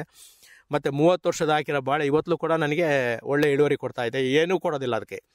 ಅದ್ರ ನೀರೇ ಕೆಳಕ್ಕೆ ಮೇಕೆ ಹೋಗಂಗೆ ಮಾಡ್ತೀನಿ, ಅದ್ರ ನೀರೇ ಅದಕ್ಕೆ ಬುಡಕ್ಕೆ ಇಳಿಯಂಗೆ ಮಾಡ್ತೀನಿ. ಈ ರೀತಿ ಅಂತ ಕೆಲವೊಂದು ಕ್ರಮಗಳನ್ನೆಲ್ಲ ಅವ್ರಿಗೆ ತೋರಿಸ್ತೀನಿ. ಈಗ 30 ವರ್ಷದ ಹಿಂದೆ ಹಾಕಿದಂತ ಬಾಳೆ ಇಲ್ಲಿವರೆಗೂ ಕೂಡ ಕೂಳೆ ಬೆಳೆನಲ್ಲಿ ನಿಮಗೆ ಫಸಲನ್ನ ಕೊಡ್ತಾನೆ ಇದೆ. ಹೇಗೆ ಸಾಧ್ಯ ಆಯ್ತು ಬಸವರಾಜ್? ನೋಡಿ, ನಾವು ಏಪ್ರಿಲ್ನಲ್ಲಿ ತಿಂಗಳಲ್ಲಿ ನಾವು ಗುಂಡಿ ತೆಗೆದು ಅದಕ್ಕೆ ಸಾಕಷ್ಟು ತಿಪ್ಪೆ ಗೊಬ್ಬರ ಹಾಕಿ ಬಾಳೆ ಗೆಡ್ಡೆ ನೆಡ್ತೀವಿ. ಕೆಲವರು ಈಗ ಅನೇಕ ರೀತಿ ಏನೇನೋ ಹಾಕಿ ಸಂಸ್ಕರಣೆ ಮಾಡಿ ಅವೆಲ್ಲ ಹಾಕ್ತಾರೆ. ಏನು ಬೇಕಿಲ್ಲ. ಬಾಳೆ ಗೆಡ್ಡೆ ಕಿತ್ಕೊಂಡು ಬಂದಿದ್ದ ತೋಟದಿಂದ ತಂದು 1 ವಾರ ಬಿಸಿಲಲ್ಲಿ ಒಣಗಿಸಿ, ಆ ಬಿಸಿಲಲ್ಲಿ ಒಣಗಿಸಿದಾಗ ಅದರಲ್ಲಿರೋ ಕೀಟಗಳು ಅಕಸ್ಮಾತ್ ಅವ್ರ ತೋಟದಲ್ಲಿ ಇದ್ದರೆ ಆ ಕೀಟಗಳೆಲ್ಲ ಸತ್ತೋಗ್ತವೆ. ಆ ಕೀಟಗಳನ್ನ ಸತ್ತೋದಾದ್ಮೇಲೆ 1 ವಾರ ಒಣಗಿಸಿ ನೀವು ನೆಡಿ. ಅದಕ್ಕೆ ರೋಗ ಬಂದರೆ ಕೇಳಿ. ಮತ್ತು ನೀರು ಹೆಂಗಿರ್ಬೇಕಪ್ಪ ಅಂದರೆ ಉಳುಮೆ ತೇವಾಂಶ ಕಾಪಾಡಬೇಕು ಬಾಳೆಗೆ. ಬಾಳೆ ಬೇರು ಒಂದು ರಬ್ಬರ್ ಟ್ಯೂಬ್ ನೀವು ಹಿಂಗೆ ಇಸ್ಕಿರಿ ಎಷ್ಟು ಮೆತ್ತಗಿರುತ್ತೋ ಅಷ್ಟು ಮೆತ್ತಗಿರುತ್ತೆ ಬೇರು. ಬೇಕಾದ್ರೆ ನೋಡಿ, ಆ ಬೇರು ಆ ಮಣ್ಣಲ್ಲಿ ನುಸ್ತೋಗ್ಬೇಕು, ಅಷ್ಟು ಮೃದುವಾಗಬೇಕು ಮಣ್ಣು. ಆ ರೀತಿ ನೀವು ಬಾಳೆ ಗುಂಡಿನಲ್ಲಿ ನೆಟ್ಟು ಎಲ್ಲ ಆದಮೇಲೆ 3 ತಿಂಗಳಿಗೆ ಸುತ್ತ ಒಂದು 3-4 ಮರಿ ಬರ್ತವೆ. ಆ 3-4 ಮರಿನಲ್ಲಿ 1 ಮರಿ ಬಿಟ್ಟು ದಪ್ಪ ಆಗಿರೋ ಮರಿಯ ಉಳಿದವನ್ನ ಭೂಮಿಯಿಂದ ಒಂದು 4 ಬೆಳ್ಳು ಒಂದು ಅರ್ಧ ಅಡಿ ಎತ್ತರದಲ್ಲಿ ಚಾಕುನಲ್ಲಿಂದ ಮಧ್ಯಕ್ಕೆ ಹಿಂಗೆ ಚುಚ್ಚಿ ಅವ ಮಧ್ಯದ ಸುಳಿಗೆ ಅಲ್ಲಿ ಕಟ್ಟಾಗುತ್ತೆ. ನೀವು ಕುಯ್ದ್ರೆ ಒಂದು ಸ್ವಲ್ಪ ದೂರ ಹೋಗಿ ಹಿಂದಿರುಗಿ ನೋಡಿದ್ರೆ 1 ಅಂಗ್ಲ ಮೇಲ್ಗಡೆ ಎದ್ದಿರ್ತಲ್ಲ. ಅದು ಯಾರಲ್ಲ ಕುಯ್ದವ್ರು ನನ್ನ ಅಂತವ. ಅದರಿಂದ ನೀವು ಹಿಂಗೆ ಚುಚ್ಚಿರಿ ಅದನ್ನ ಹಂಗೆ ಮೆಟ್ಕೊಂಡಿರುತ್ತೆ ಮೇಕೆ ಬೆಳೆದಂಗೆ. ಮತ್ತೆ ಅದರಲ್ಲಿ ಕನಿಷ್ಠ ಆದ್ರೂ 1 ಲೀಟ್ರು 2 ಲೀಟ್ರ್ ನೀರಿರುತ್ತೆ. ಅದು ನಿಧಾನಕ್ಕೆ ಗೆಡ್ಡೆ ಗಿಡಿಯುತ್ತೆ. ನೀವು ಏನು ಮೊದಲು ನೆಟ್ಟಂತ ಮರಿ 13ನೇ ತಿಂಗಳಿಗೆ ಕಟಾವಿ ಬರುತ್ತೆ. ಆ ಮೇಲ್ಗಡೆ ರೆಕ್ಕೆ ಮತ್ತು ಬಾಳೆಗೊನೆ ಮಾತ್ರ ಕಟ್ ಮಾಡಿ ಆ ಮರ ಹಂಗೆ ನಿಲ್ಲಿಸಿ. ಅದು ಕೆಪ್ಲರಿ, ಅದು ಅದರಲ್ಲಿ 99.9% ನೀರು ಅಂದರೆ ಅದನ್ನು ಬರೀ ನೀರಲ್ಲ, ಆ ಬಾಳೆ ಮರದ ರಕ್ತ. ಆ ರಕ್ತನ ಕೆಳಗಡೆಗೆ ನಿಧಾನಕ್ಕೆ ಕೆಪ್ಲರಿ ಟ್ಯೂಬ್ನಲ್ಲಿ ಇಳಿಸ್ದಂಗೆ ಕೆಳಗೆ ಇಳಿಸ್ತಾ ಹೋಗುತ್ತೆ. ಅದು ನೀವು ಏನು ಬಿಟ್ಟಿರ್ತೀವಿ 2ನೇ ಮರಿಯ, ಆವಾಗ ಇನ್ನೊಂದು ಪಕ್ಕದಲ್ಲಿ ಒಂದು ಮರಿ ಬಿಟ್ಕೊಳ್ಳಿ ಗೊನೆ ಉಯ್ದಾಗ. ಅದು ಅಲ್ಲಿಗೆ ಮೊದಲು ಒಂದು ಬಿಟ್ಟಿದ್ರಿ, ಅದ್ರ ಪಕ್ಕದಲ್ಲಿ ಇನ್ನೊಂದು ಬಿಟ್ಕೊಂಡಿದ್ದೀರ. ನೀವು ಏನು ಗೊನೆ ಉಯ್ದಾಗ ಈಗ ಇದು ಅಲ್ಲೇ ಹೂ ಬಿಡ ಅಂತಕ್ಕೆ ಆ ಮರಿ ಬಂದಿರುತ್ತೆ. ಇದು ಗೊನೆ ಉಯ್ದು ಒಂದು 3 ತಿಂಗಳಿಗೆ ಮತ್ತೆ ಒಂದು ಗೊನೆ ಸಿಗುತ್ತೆ ನಿಮಗೆ. ಇದು ಬಡವನಿಗೆ ಬಾಳೆ ಅಂತವ ನಮ್ಮ ಪೂರ್ವಜರು ಹೇಳಿದ್ದಾರೆ. ಇದು ಮೊದಲನೇ ಬೆಳೆ ಮಾತ್ರ 1 ವರ್ಷಕ್ಕೆ ಬರುತ್ತೆ. 2ನೇ ಬೆಳೆ 6 ತಿಂಗಳು ಬರ್ತಾ ಇರುತ್ತೆ ನಿಮಗೆ. ಹಾಗಾಗಿ ಇದಕ್ಕೆ ಈ ಕ್ರಮ ಅನುಸರಿಸಿದೆ ಆದರೆ ನೀರು ಭಾರಿ ಕನಿಷ್ಠ ನೀರು ಕೊಟ್ಟರು ಸಾಕು, ಬಾಳೆ ಒಳ್ಳೆ ಉತ್ತಮವಾಗಿ ಬರುತ್ತೆ. ನಮ್ಮ ರೈತರು ಅದಕ್ಕೆ ದಿಂಡು ಹಾಕ್ತಾರೆ, ಅದಕ್ಕೆ ಮುರಿ ಮಾಡಿ ನೀರು ಕಟ್ತಾರೆ. ಮತ್ತು ಏನು ಮಧ್ಯದ ಭಾಗದಲ್ಲಿ ಮಣ್ಣು ತೆಗೆದು ಹಾಕಿರ್ತಾರೋ ಆ ಭಾಗ ಎಲ್ಲ ಗಟ್ಟಿ ಆಗುತ್ತೆ. ಆ ನೀರು ಕಟ್ಟಿದಾಗ ಇನ್ನೂ ಇರುವಾರ ಗಟ್ಟಿ ಆಗುತ್ತೆ. ಬಾಳೆ ಮರಕ್ಕೆ ಸರಿಯಾಗಿ ಏನು ಅಲ್ಲಿರೋ ಪೋಷಕಾಂಶಗಳು ಸರಿಯಾಗಿ ಸಿಗೋದಿಲ್ಲ. ಮತ್ತು ಇವರು ವಿಜ್ಞಾನಿಗಳು ಹೇಳ್ದಂಗೆ ಅನೇಕ ಸಾರಜನಕ, ರಂಜಕ, ಪೊಟ್ಯಾಶು ಈ ಥರ ಎಲ್ಲ ಕೃತಕ ಗೊಬ್ಬರ ಕೊಡ್ತಾರೆ. ಮತ್ತು ಅದು ಎಲೆ ರೋಗ ಬರುತ್ತೆ, ಏನೆಲ್ಲ ಆಗ್ತವೆ. ಇವೆಲ್ಲ ನಾನು ಹೇಳ್ದಂಗೆ ನೀವು ಮಾಡಿ, ಯಾವುದೇ ರೋಗ ಬಂದರೆ ಕೇಳಿ. ಇಲ್ಲಿವರೆಗೂ ನನಗೆ ನನ್ನ ತೋಟಕ್ಕೆ ಬಂದ ಅನೇಕ ರೈತರು ಬರ್ತಾರೆ, ನಿಮ್ಮ ತೋಟದಲ್ಲಿ ಯಾವ ರೋಗನೂ ಇಲ್ವಲ್ಲ, ಇಷ್ಟೊಂದು ಮಳೆ ಆಗಿದೆ, ಕಳೆದ ವರ್ಷ ಸಾಕಷ್ಟು ಮಳೆ ಆಯಿತು, ನಮ್ಮದೇ ಬಾವಿ ಇದು ಒಳ್ಳೋಯ್ತು. ಆ ಮಟ್ಟಕ್ಕೆ ಅನೇಕ ಸುತ್ತಮುತ್ತಲ ಬೋರ್ಗಳೆಲ್ಲ ಭೂಮಿಯಿಂದ 1 ಅಡಿ ಮೇಕೆ ನೀರು ಚುಮ್ಮಿವು. ಈ ಒಂದು ರೀತಿ ಪ್ರಸಂಗ ಆದರೂ ಕೂಡ ನನ್ನ ತೋಟದಲ್ಲಿ ಒಂದು ತೆಂಗಿನ ಹಳ್ಳಿ ಬೀಳಲಿಲ್ಲ, ಒಂದು ಅಡಿಕೆ ಹಳ್ಳಿ ಬೀಳಲಿಲ್ಲ, ಯಾವುದೇ ಬಾಳೆ ನನಗೆ ಯಾವುದೇ ರೋಗ ಬರಲಿಲ್ಲ. ಬಾಳೆಗೆ ಬಂಚಿ ಟಾಪ್ ಬರುತ್ತೆ, ಪನಾಮ ರೋಗ ಬರುತ್ತೆ, ಅನೇಕ ಕೊಳೆ ರೋಗ ಬರುತ್ತೆ. ಇವು ಯಾವೂ ಕೂಡ ನನ್ನ ತೋಟದಲ್ಲಿಲ್ಲ. ಅಗ್ರಿಕಲ್ಚರ್ ಕಾಲೇಜಿಂದ ಇದು ಹುಡುಗರು ಬರ್ತವೆ, ಭಾಳ ಚೆನ್ನಾಗಿದೆ ಅಂತ ಹೇಳಿದೋಗ್ತಾರೆ. ಬಾಳೆ ಹಿಂಗೂ ಬೆಳಿಬೋದು ಅಂತಲೂ ಕೂಡ ಮೊನ್ನೆ ಬಂದಾಗ ಹುಡುಗರು ಎಲ್ಲ ಹೇಳಿರು. ಹೀಗಾಗಿ ಅನೇಕ ಈ ಭೂಮಿ ತಾಯಿ ಹೇಳಿನಲ್ಲ ತೆರೆದಿಟ್ಟ ಪುಸ್ತಕ, ಇದನ್ನು ಓದ್ತಾ ಹೋದರೆ ಅನೇಕ ಹೊಸ ವಿಷಯಗಳನ್ನ ಹೇಳ್ತಾ ಹೋಗ್ತಾಳೆ. ಈಗ ಒಂದು ಅರ್ಧ ಕಡಿಬೇಕು ಅಂತ ಹೇಳಿದ್ರಲ್ಲ ಬಾಳೆ ಮರಿನ, ಅದನ್ನ ಹಂಗೆ ಬಿಟ್ಬಿಡೋದ ಹೆಂಗೆ? ಹಂಗೆ ನಿಲ್ಲಿಸ್ಬೇಕು. ನೀವು ಬಾಳೆ ಮರಕ್ಕೆ ಏನ್ ಚುಚ್ಚುತ್ತೀವಿ ಅದು ಹಂಗೆ ನಿಂತಿರ್ಬೇಕು. ಮೇಲ್ಗಡೆಗೆ ಬೆಳೆಯೋದಕ್ಕೆ ಅವಕಾಶ ಆಗೋದಿಲ್ಲ, ಅದು ಹಂಗೆ ಮೆಟ್ಕೊಂಡಿರುತ್ತೆ. ಆ ರೀತಿ ಮಾಡ್ತಾ ಹೋಗಿ. ಮೊದಲು ಹಿಂಗೆ ಉಳುಮೆ ಮಾಡ್ತಿದ್ದೆ ತೆಂಗಿನ ತೋಟ ಉಳುಮೆ ಮಾಡ್ಬೇಕಾದ್ರೆ ಒಂದು ತಂತಿ ಕುಳಕ್ ತಗಲಾಕೆಂತು. ಅವಾಗ ಹಿಂಗೆ ತೆವಡೆ ಹೊತ್ಕೊಂಡಾಗ ಆ ತಂತಿ ಸಿಕ್ತು. ಅಲ್ಲೇ ಒಂದು ನಿಂಬೆ ಗಿಡ ಇತ್ತು, ತಾಮ್ರ ತಂತಿ. ಸುಮ್ಮನೆ ಅದಕ್ಕೆ ಸುತ್ತಿಬಿಟ್ಟೆ, ಇನ್ನೆಲ್ಲಾರು ಎಸ್ತರೆ ಸರಿಯಾಗಲ್ಲ ಅಂತಂದು. ಅದು ನಿಂಬೆ ಗಿಡ ಒಳ್ಳೆ ಗಾತ್ರವಾಗಿತ್ತು, ಹೂವಾಗಿರಲಿಲ್ಲ. ಕೊನೆಗೆ ನಂತರ ಒಂದು 6 ತಿಂಗಳಾದ್ಮೇಲೆ ಅದು ಹೂವು ಆಯಿತು. ಇದು ಹೂವು ಆಯ್ತಲ್ಲ ಅಂತಂದು ಆವಾಗ ನೆನ್ಕೊಂಡೆ, ನಾನು ಈ ತಾಮ್ರ ತಂತಿ ಸುತ್ತಿದ್ನಲ್ಲ, ಎಲ್ಲಿಂತ ನೋಡ್ತೀನಿ ಅದು ಆ ಕಾಂಡದ ಒಳಗಡೆ ಸೇರ್ಕೊಂಡಿದೆ, ಮೇಲ್ಗಡೆಗೆಲ್ಲ ತೊಗಟೆ ಬೆಳೆದಿದೆ. ಅದು ಇಡೀ ವರ್ಷ ಎಲ್ಲ ನಿಂಬೆ ಕಾಯಿ ಹೂವು ನಿರಂತರವಾಗಿ ಆಗ್ತಾ ಇದೆ. ಆವಾಗ ನನಗೆ ಒಂದು ಯೋಚನೆ ಆಯಿತು, ತಾಮ್ರದ ತಂತಿ ಸುತ್ತಿರೆ ಅದರಲ್ಲಿ ತಾಮ್ರದ ಆಕ್ಸೈಡ್ ಕನ್ವರ್ಟ್ ಆಗ್ಬೋದು, ಅದು ಹೂ ಬರೋದಕ್ಕೆ ಪ್ರಚೋದನೆ ನೀಡ್ಬೋದು ಅಂತ ಒಂದು ಸೈಂಟಿಫಿಕ್ ರೀಸನ್ ನನಗೆ ಬೇರೆಯವರು ವಿಜ್ಞಾನಿಗಳಿಗೆ ಹೇಳಿದಾಗ ಅವರು ಈ ಥರ ಇರ್ಬೋದು ಅಂತ ಹೇಳಿದರು. ಅದೇ ರೀತಿ ಈಗ ಎಲೆಕ್ಟ್ರಿಕ್ ವೈರ್ನಲ್ಲಿ ಮೇಲ್ಗಡೆ ಇನ್ಸುಲೆನ್ಸ್ ತೆಗೆದುಬಿಟ್ರೆ ಸಣ್ಣ ಕೂದಲು ಎಳೆ ಅಂತ ಎಳೆಗಳು ಬರ್ತವೆ. ಅವನ್ನ ಪ್ರತಿ ವರ್ಷನೂ ಒಂದು 4 ಎಳೆಗಳು ಭೂಮಿಯಿಂದ ಒಂದು 2 ಅಡಿ ಹತ್ರಕ್ಕೆ ಕಾಂಡಕ್ಕೆ ಹಿಂಗೆ ಕೈಗೆ ನಾವು ಒಂದು ದಾರ ಕಟ್ಕೊಂತ ಅಂತೀವಲ್ಲ, ದೇವ್ರ ದಾರಗಳ, ಆ ರೀತಿ ನೀವು ಕಟ್ಬಿಟ್ರೆ ಸಾಕು. ಅದು 1 ತಿಂಗಳಲ್ಲಿ ಅದು ಒಳಗಡೆ ಸೇರ್ಕೊಂಡ್ಬಿಡುತ್ತೆ, ತೊಗಟೆ ಮೇಲ್ಗಡೆಗೆ ಬೆಳೆಯುತ್ತೆ. ನಿಮ್ಗೆ ಯಾವಾಗಲೂ ನಿಮಗೆ ಹೂವು ಈಚು ಬರುತ್ತೆ, ಮತ್ತು ನಿಂಬೆ ಗಿಡಕ್ಕೆ ಕಾಂಡ ಕೊರಕ ಬೀಳೋದಿಲ್ಲ ಈ ತಂತಿ ಕಟ್ಟೋದ್ರಿಂದವ. ಇವೆಲ್ಲ ಸುಧಾರಣೆ ಆಯಿತು ನೋಡಿ. ಈ ಥರ ನಮಗೆ ಗೊತ್ತಿಲ್ಲದರೆ ಅಚಾನಕ್ ಅಂತ ಅಂತಾರಲ್ಲ, ಅಚಾನಕ್ಕಾಗಿ ನಡೆದು ಬಿಡ್ತಾವೆ ಅನೇಕ ಘಟನೆ. ಆ ಘಟನೆಗಳಿಗೂ ಎಲ್ಲ ನಾವು ಗಮನ ಕೊಡಬೇಕು. ಯಾಕೆಂದರೆ ಇದು ಯಾವಾಗ ನಿಮಗೆ ಇವೆಲ್ಲ ಗೊತ್ತಾಗ್ತವೆ ಅಂತಂದರೆ, ನಾವು ಸಂಪೂರ್ಣವಾಗಿ ಕೃಷಿಗೆ ನಾವು ಸಂಪೂರ್ಣವಾಗಿ ತೊಡಗಿಸ್ಕೊಂಡಿದ್ರೆ ಮಾತ್ರ ನಮಗೆ ಇವೆಲ್ಲವ ಅರಿವಾಗ್ತವೆ. ಈಗ ತೋಟದಲ್ಲಿ ಏನು ಮಳೆ ಬೀಳುತ್ತೋ ಆ ಮಳೆ ನೀರು ಇಲ್ಲೇ ಹಂಗೆ ಮಾಡಬೇಕು, ನೀರು ಹರಿದೋಗ್ಲಿಕ್ಕೆ ಬಿಡಬಾರ್ದು ಅಂತೇಳಿ ಹೇಳಿದ್ರಿ. ನಿಮ್ಮ ತೋಟದಲ್ಲಿ ನೀರು ಇಂಗುವ ಹಾಗೆ ಹೇಗೆ ವ್ಯವಸ್ಥೆ ಮಾಡ್ಕೊಂಡಿದ್ರಿ? ನನ್ನ ತೋಟದಲ್ಲಿ ಪೂರ್ತಿ ಎಲ್ಲ ನಾನು ಉಳುಮೆ ಬಿಟ್ಟಾದ್ಮೇಲೆ 60 ಅಡಿಗೆ ಟ್ರಂಚ್ ತೆಗ್ದಿದ್ದೀನಿ.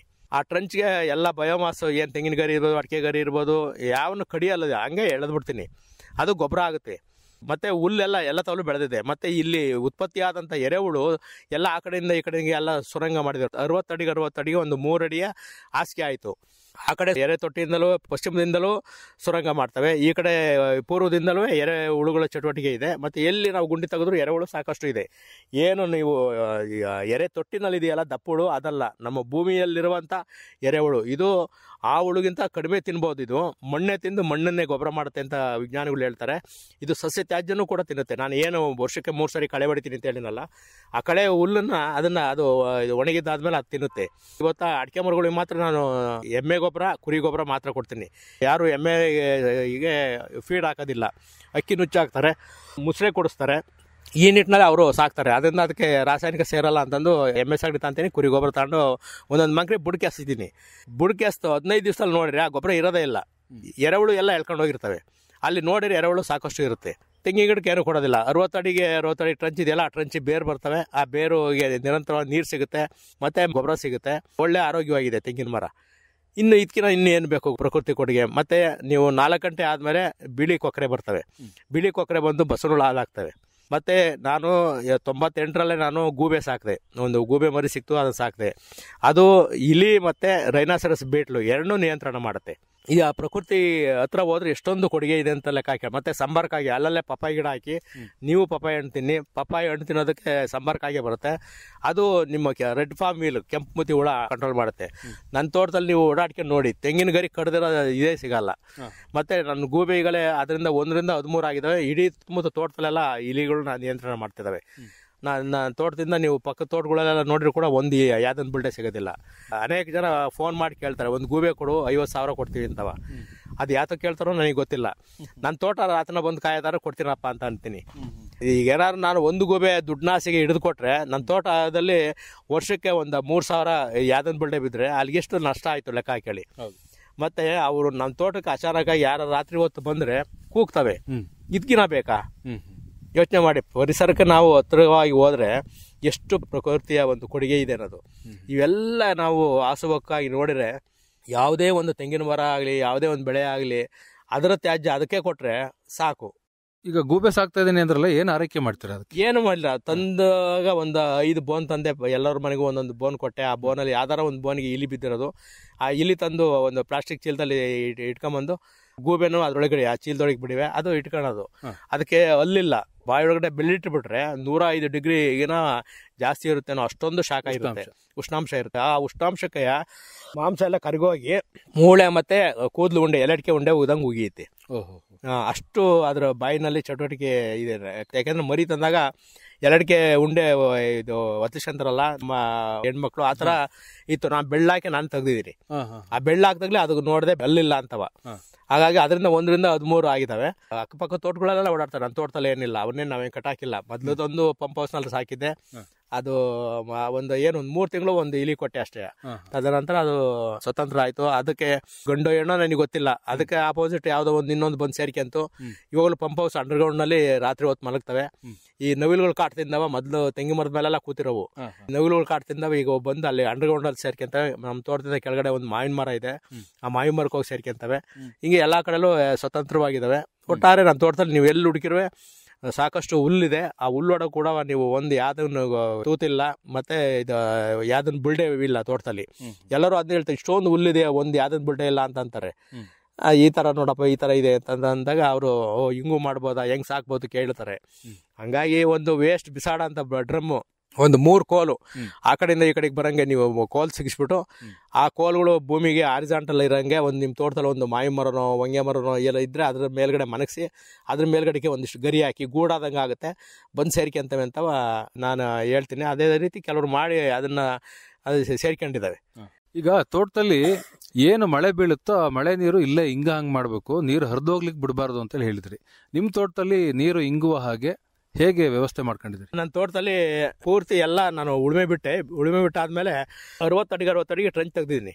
ಆ ಟ್ರಂಚ್ಗೆ ಎಲ್ಲ ಬಯೋಮಾಸ್, ಏನು ತೆಂಗಿನ ಗರಿ ಇರ್ಬೋದು, ಅಡಿಕೆ ಗರಿ ಇರ್ಬೋದು, ಯಾವನು ಕಡಿಯಲ್ಲ, ಹಂಗೆ ಎಳೆದ್ಬಿಡ್ತೀನಿ. ಅದು ಗೊಬ್ಬರ ಆಗುತ್ತೆ. ಮತ್ತೆ ಹುಲ್ಲೆಲ್ಲ ಎಲ್ಲ ತವಲು ಬೆಳೆದಿದೆ. ಮತ್ತೆ ಇಲ್ಲಿ ಉತ್ಪತ್ತಿ ಆದಂಥ ಎರೆಹುಳು ಎಲ್ಲ ಆ ಕಡೆಯಿಂದ ಈ ಕಡೆಗೆ ಎಲ್ಲ ಸುರಂಗ ಮಾಡಿದ್ರು. 60 ಅಡಿಗೆ ಒಂದು 3 ಅಡಿಯ ಹಾಸಿಗೆ ಆಯಿತು. ಆ ಕಡೆ ಎರೆ ತೊಟ್ಟಿಯಿಂದಲೂ ಪಶ್ಚಿಮದಿಂದಲೂ ಸುರಂಗ ಮಾಡ್ತವೆ, ಈ ಕಡೆ ಪೂರ್ವದಿಂದಲೂ ಎರೆ ಹುಳುಗಳ ಚಟುವಟಿಕೆ ಇದೆ. ಮತ್ತು ಎಲ್ಲಿ ನಾವು ಗುಂಡಿ ತೆಗೆದ್ರು ಎರೆಹುಳು ಸಾಕಷ್ಟು ಇದೆ.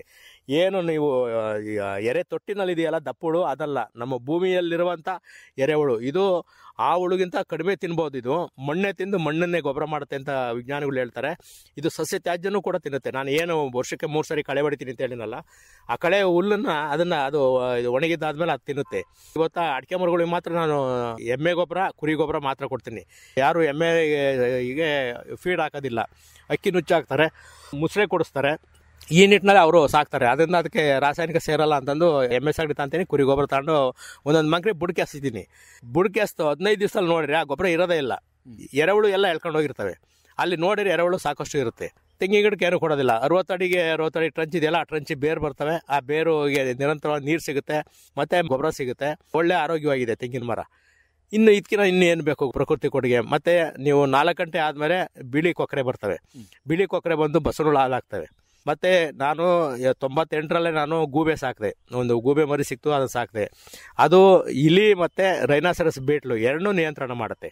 ಈಗ ಪ್ರಕೃತಿ ಹತ್ರ ಹೋದ್ರೆ ಎಷ್ಟೊಂದು ಕೊಡುಗೆ ಇದೆ ಅಂತ ಲೆಕ್ಕ ಹಾಕಿ. ಮತ್ತೆ ಸಂಬಾರಕ್ಕಾಗಿ ಅಲ್ಲಲ್ಲೇ ಪಪ್ಪಾಯಿ ಗಿಡ ಹಾಕಿ ನೀವು ಪಪ್ಪಾಯಿ ಹಣ್ಣು ತಿನ್ನಿ. ಪಪ್ಪಾಯಿ ಹಣ್ಣು ತಿನ್ನೋದಕ್ಕೆ ಸಂಬಾರಕ್ಕಾಗಿ ಬರುತ್ತೆ. ಅದು ನಿಮ್ಮ ರೆಡ್ ಫಾರ್ಮ್ ಮೀಲ್, ಕೆಂಪು ಮುತಿ ಹುಳ ಕಂಟ್ರೋಲ್ ಮಾಡುತ್ತೆ. ನನ್ನ ತೋಟದಲ್ಲಿ ನೀವು ಓಡಾಡ್ಕೊಂಡು ನೋಡಿ, ತೆಂಗಿನ ಗರಿ ಕಡ್ದಿರೋ ಇದೇ ಸಿಗಲ್ಲ. ಮತ್ತೆ ನನ್ನ ಗೂಬೆಗಳೇ ಅದರಿಂದ 1 ರಿಂದ 13 ಆಗಿದ್ದಾವೆ. ಇಡೀ ಸುತ್ತಮುತ್ತ ತೋಟದಲ್ಲೆಲ್ಲ ಇಲಿಗಳನ್ನ ನಿಯಂತ್ರಣ ಮಾಡ್ತಿದ್ದಾವೆ.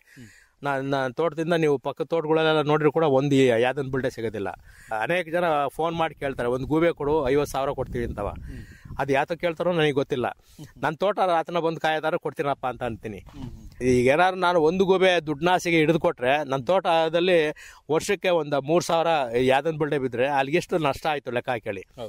ಮತ್ತೆ ಅವರು ನಮ್ಮ ತೋಟಕ್ಕೆ ಅಚಾನಕ್ಕಾಗಿ ಯಾರು ರಾತ್ರಿ ಹೊತ್ತು ಬಂದರೆ ಕೂಗ್ತವೆ. ಇದಕ್ಕಿನ ಬೇಕಾ? ಯೋಚನೆ ಮಾಡಿ, ಪರಿಸರಕ್ಕೆ ನಾವು ಹತ್ತಿರವಾಗಿ ಹೋದರೆ ಎಷ್ಟು ಪ್ರಕೃತಿಯ ಒಂದು ಕೊಡುಗೆ ಇದೆ ಅನ್ನೋದು. ಇವೆಲ್ಲ ನಾವು ಆಸುವಕ್ಕಾಗಿ ನೋಡಿದರೆ, ಯಾವುದೇ ಒಂದು ತೆಂಗಿನ ಮರ ಆಗಲಿ, ಯಾವುದೇ ಒಂದು ಬೆಳೆ ಆಗಲಿ, ಅದರ ತ್ಯಾಜ್ಯ ಅದಕ್ಕೆ ಕೊಟ್ಟರೆ ಸಾಕು. ಈಗ ಗೂಬೆ ಸಾಕ್ತಾ ಇದ್ದೀನಿ ಅಂದ್ರಲ್ಲ, ಏನು ಆರೈಕೆ ಮಾಡ್ತೀರಾ ಅದಕ್ಕೆ? ಏನು ಮಾಡಿಲ್ಲ. ತಂದಾಗ ಒಂದು 5 ಬೋನ್ ತಂದೆ, ಎಲ್ಲರ ಮನೆಗೂ ಒಂದೊಂದು ಬೋನ್ ಕೊಟ್ಟೆ. ಆ ಬೋನಲ್ಲಿ ಯಾವ್ದಾರ ಒಂದು ಬೋನಿಗೆ ಇಲಿ ಬಿದ್ದಿರೋದು, ಆ ಇಲಿ ತಂದು ಒಂದು ಪ್ಲಾಸ್ಟಿಕ್ ಚೀಲದಲ್ಲಿ ಇಟ್ಕೊಂಬಂದು ಗೂಬೆನೂ ಅದ್ರೊಳಗಡೆ ಆ ಚೀಲದೊಳಗೆ ಬಿಡಿವೆ, ಅದು ಇಟ್ಕೊಳ್ಳೋದು. ಅದಕ್ಕೆ ಅಲ್ಲಿಲ್ಲ, ಬಾಯಿ ಒಳಗಡೆ ಬೆಲ್ಲಿಟ್ಬಿಟ್ರೆ 105 ಡಿಗ್ರಿಗಿನ ಜಾಸ್ತಿ ಇರುತ್ತೆ. ಅಷ್ಟೊಂದು ಶಾಖ ಇರುತ್ತೆ, ಉಷ್ಣಾಂಶ ಇರುತ್ತೆ. ಆ ಉಷ್ಣಾಂಶಕ್ಕೆ ಮಾಂಸ ಎಲ್ಲ ಕರಗೋಗಿ ಮೂಳೆ ಮತ್ತೆ ಕೂದಲು ಉಂಡೆ, ಎಲೆಡಿಕೆ ಉಂಡೆ ಉದಂಗೆ ಉಗಿಯುತ್ತೆ. ಅಷ್ಟು ಅದರ ಬಾಯಿನಲ್ಲಿ ಚಟುವಟಿಕೆ ಇದೆ. ಯಾಕೆಂದ್ರೆ ಮರಿ ತಂದಾಗ ಎಲೆಡಿಕೆ ಉಂಡೆ ಇದು ಒತ್ತಿಸ್ಕೊಂತಾರಲ್ಲ ನಮ್ಮ ಹೆಣ್ಮಕ್ಳು, ಆ ಥರ ಇತ್ತು. ಬೆಳ್ಳಾಕಿ ನಾನು ತೆಗ್ದಿದ್ದೀನಿ. ಆ ಬೆಳ್ಳಾಕ್ದಾಗ್ಲೇ ಅದು ನೋಡದೆ ಬೆಲ್ಲಿಲ್ಲ ಅಂತವ. ಹಾಗಾಗಿ ಅದರಿಂದ 1 ರಿಂದ 13 ಆಗಿದ್ದಾವೆ. ಅಕ್ಕಪಕ್ಕ ತೋಟಗಳೆಲ್ಲ ಓಡಾಡ್ತಾರೆ. ನನ್ನ ತೋಟದಲ್ಲಿ ಏನಿಲ್ಲ, ಅವನ್ನೇ ನಾವೇನು ಕಟ್ಟಾಕಿಲ್ಲ. ಮೊದಲದೊಂದು ಪಂಪ್ ಹೌಸ್ನಲ್ಲಿ ಸಾಕಿದ್ದೆ. ಅದು ಒಂದು 3 ತಿಂಗಳು ಒಂದು ಇಲಿ ಕೊಟ್ಟೆ ಅಷ್ಟೇ. ತದನಂತರ ಅದು ಸ್ವತಂತ್ರ ಆಯ್ತು. ಅದಕ್ಕೆ ಗಂಡು ಹೆಣ್ಣೋ ನನಗೆ ಗೊತ್ತಿಲ್ಲ. ಅದಕ್ಕೆ ಆಪೋಸಿಟ್ ಯಾವುದೋ ಇನ್ನೊಂದು ಬಂದು ಸೇರ್ಕೊಂತು. ಇವಾಗಲೂ ಪಂಪ್ ಹೌಸ್ ಅಂಡರ್ಗ್ರೌಂಡ್ ನಲ್ಲಿ ರಾತ್ರಿ ಹೊತ್ತು ಮಲಗ್ತವೆ. ಈ ನವಿಲುಗಳು ಕಾಟ್ ತಿಂದವ, ಮೊದಲು ತೆಂಗಿ ಮರದ ಮೇಲೆಲ್ಲ ಕೂತಿರೋವು. ನವಿಲುಗಳು ಕಾಟ್ ತಿಂದವ ಈಗ ಬಂದು ಅಲ್ಲಿ ಅಂಡರ್ಗ್ರೌಂಡ್ ಅಲ್ಲಿ ಸೇರ್ಕೊಂತವೆ. ನಮ್ಮ ತೋಟದಿಂದ ಕೆಳಗಡೆ ಒಂದು ಮಾವಿನ ಮರ ಇದೆ, ಆ ಮಾವಿನ ಮರಕ್ಕೆ ಹೋಗಿ ಸೇರ್ಕೊಂತವೆ. ಹಿಂಗೆ ಎಲ್ಲಾ ಕಡೆಲೂ ಸ್ವತಂತ್ರವಾಗಿದ್ದಾವೆ. ಒಟ್ಟಾರೆ ನನ್ನ ತೋಟದಲ್ಲಿ ನೀವು ಎಲ್ಲಿ ಹುಡುಕಿರುವೆ ಸಾಕಷ್ಟು ಹುಲ್ಲಿದೆ. ಆ ಹುಲ್ಲೊಡ ಕೂಡ ನೀವು ಒಂದು ಯಾವ್ದನ್ನು ತೂತಿಲ್ಲ, ಮತ್ತೆ ಇದು ಯಾವ್ದನ್ ಬಿಲ್ಡೆ ಇಲ್ಲ ತೋಟದಲ್ಲಿ. ಎಲ್ಲರೂ ಅದನ್ನ ಹೇಳ್ತಾರೆ, ಇಷ್ಟೊಂದು ಹುಲ್ಲಿದೆ, ಒಂದು ಯಾವ್ದನ್ ಬಿಲ್ಡೆ ಇಲ್ಲ ಅಂತ ಅಂತಾರೆ. ಈ ತರ ನೋಡಪ್ಪ, ಈ ತರ ಇದೆ ಅಂತ ಅಂದಾಗ ಅವರು ಹಿಂಗೂ ಮಾಡ್ಬೋದಾ, ಹೆಂಗ್ ಸಾಕ್ಬೋದು ಕೇಳ್ತಾರೆ. ಹಂಗಾಗಿ ಒಂದು ವೇಸ್ಟ್ ಬಿಸಾಡ ಅಂತ ಡ್ರಮ್ಮು, ಒಂದು 3 ಕೋಲು ಆ ಕಡೆಯಿಂದ ಈ ಕಡೆಗೆ ಬರಂಗೆ ನೀವು ಕೋಲ್ ಸಿಗಿಸ್ಬಿಟ್ಟು, ಆ ಕೋಲ್ಗಳು ಭೂಮಿಗೆ ಹಾರಿಜಾಂಟಲ್ ಇರೋಂಗೆ ಒಂದು ನಿಮ್ಮ ತೋಟದಲ್ಲಿ ಒಂದು ಮಾವಿ ಮರನೋ ಹೊಂಗೆ ಮರನೋ ಎಲ್ಲ ಇದ್ರೆ ಅದ್ರ ಮೇಲ್ಗಡೆ ಮನಗಿಸಿ ಅದ್ರ ಮೇಲ್ಗಡೆಗೆ ಒಂದಿಷ್ಟು ಗರಿ ಹಾಕಿ ಗೂಡಾದಂಗೆ ಆಗುತ್ತೆ, ಬಂದು ಸೇರ್ಕೊಂತವೆ ಅಂತ ನಾನು ಹೇಳ್ತೀನಿ. ಅದೇ ರೀತಿ ಕೆಲವರು ಮಾಡಿ ಅದನ್ನ ಸೇರ್ಕೊಂಡಿದ್ದಾವೆ. ಈಗ ಎಲ್ಲಾ ದಾಖಲಾತಿಗಳನ್ನು ಕೂಡ ಕೃಷಿಗೆ ಸಂಬಂಧಪಟ್ಟ ಹಾಗೆ ಮಾಡ್ತಾ ಇದ್ದೆ ಅಂತ ಹೇಳಿದ್ರಿ. ಏನೆಲ್ಲ ದಾಖಲಾತಿ ಮಾಡ್ತಾ ಇದ್ರಿ, ಹೇಗೆ ಮಾಡ್ತಾ ಇದ್ರಿ, ಮತ್ತೆ ಇದರಿಂದ ಏನ್ ಅನುಕೂಲ ಆಗ್ತಾ ಇತ್ತು ನಿಮ್ಗೆ? ನನ್ಗೆ ಯಾವುದು ಹೊಸದಾಗಿ ಕಾಣುತ್ತಾ ಅದನ್ನ ಇತ್ಲಿ ಗಿಡ ಪತ್ರಿಕೆ ನಾನು ಬರ್ದಾಕಿಬಿಡಿವೆ. ಅವತ್ತು ಕಂಡಿದ್ದ ಅವತ್ತು ಬರ್ದಾಕಿಬಿಡಿವೆ. ಅದರಿಂದ ನನಗೆ ಬೇರೆ ರೈತರಿಗೂ ಕೂಡ ಇದ್ರ ಬಗ್ಗೆ ಒಂದ್ ಸ್ವಲ್ಪ ಆಸಕ್ತಿ ಮೂಡ್ಲಿ. ಈ ರೀತಿ ಅವರು ಏನೆಲ್ಲ ನೋಡಿ, ಇದು ಒಂದು ಇಲಿ ಬಿತ್ತು ಅಂತಂದ್ರೆ ಅದಕ್ಕೆ ಕೇಕ್ ತಂದು ಹಾಕ್ಬೇಕು, ಇವೆಲ್ಲ ಸರ್ಕಸ್ ಮಾಡ್ಬೇಕು, ಅದಕ್ಕೆಲ್ಲ ಪಾಯ್ಸನ್ ಇಡಬೇಕು. ಇವೆಲ್ಲ ಯಾತಕ್ಕೆ ಅವರು ತಿನ್ನುತ್ತೆ, ಮತ್ತೆ ಹೋಗಿ ಎಲ್ಲ ನೀರು ಕುಡಿದು ಬದುಕೆ. ಆದ್ರೆ ಪ್ರಕೃತಿ ತತ್ವವಾಗಿ ನಾವು ಬಿಟ್ರೆ ಎಷ್ಟೊಂದು ಕೊಡುಗೆ ಇದೆ ನೋಡಿ. ನಾನು ನೋಡಿ ಯಾವ್ದನ್ನ ನಿಯಂತ್ರಣಕ್ಕೆ ಎಷ್ಟು ಖರ್ಚು ಮಾಡ್ಬೇಕಾಯ್ತು, ಅದು ಯಾವ್ದೋ ಒಂದು ಪೈಸನೂ ಖರ್ಚಾಗ್ತಿಲ್ಲ. ಅದೇ ಪ್ರಕೃತಿನಲ್ಲಿ ಅದು ಇರೋದು, ಅದು ನಿಯಂತ್ರಣ ಮಾಡ್ತಾ ಇದ್ದೆ. ಇದಕ್ಕಿನ ಕೊಡುಗೆ ಬೇಕಾ? ಈಗ ಏನು ಪುಕವಕ ನೀವು ಕೇಳಿರ್ಬೋದು, ಒಂದು ಹುಲ್ಲಿನ ಕ್ರಾಂತಿ ಪುಸ್ತಕ ಓದಿದ್ದೀರ ಅನೇಕ ಜನ. ಮತ್ತೆ ಈಗ ನೋಡಿ, ಈಗ ಅನೇಕ ಜನ ರೈತರು ಇಲ್ಲಿ ಬರೋರೆಲ್ಲರೂ ನನ್ಗೊಂದ್ 1000 ಗಿಡ ಇದೆ, 500 ಗಿಡ ಇದೆ, ಏನಪ್ಪಾ ಡೀಸೆಲ್ ದುಡ್ಡು ಹಂಚಕ್ಕಾಗಲ್ಲ, ಕೊಬ್ಬರಿ ರೇಟ್ ನೋಡಿರಿ ಹಿಂಗಾಯ್ತು ಅಂತ ಎಲ್ಲ ಈ ತರ ಕಷ್ಟ ಹೇಳರೆ ನನಗೆ ಯಾವ ಕಷ್ಟನೂ ಇಲ್ಲ. ಪ್ರಾರಂಭದಿಂದಲೂ ನಾನು ಯೋಚನೆ ಮಾಡಿದ್ರಿಂದ ನನಗೆ ಯಾವ ಒಂದು ಅಡೆತಡೆ ಇಲ್ಲ. ಅನೇಕ ಜನ ಅಯ್ಯೋ ನಾವು ಮಾಡುವ ಕೆಲಸ ಮಾಡ್ಲಿಲ್ಲ, ಈಗ ಮಾಡ್ಬೇಕು ಅಂತಿದೆ, ಮಗ ಓದ್ಲಿಲ್ಲ, ಏನೆಲ್ಲ ಕಷ್ಟಗಳು ಹೇಳ್ಕೊಂತಾರೆ.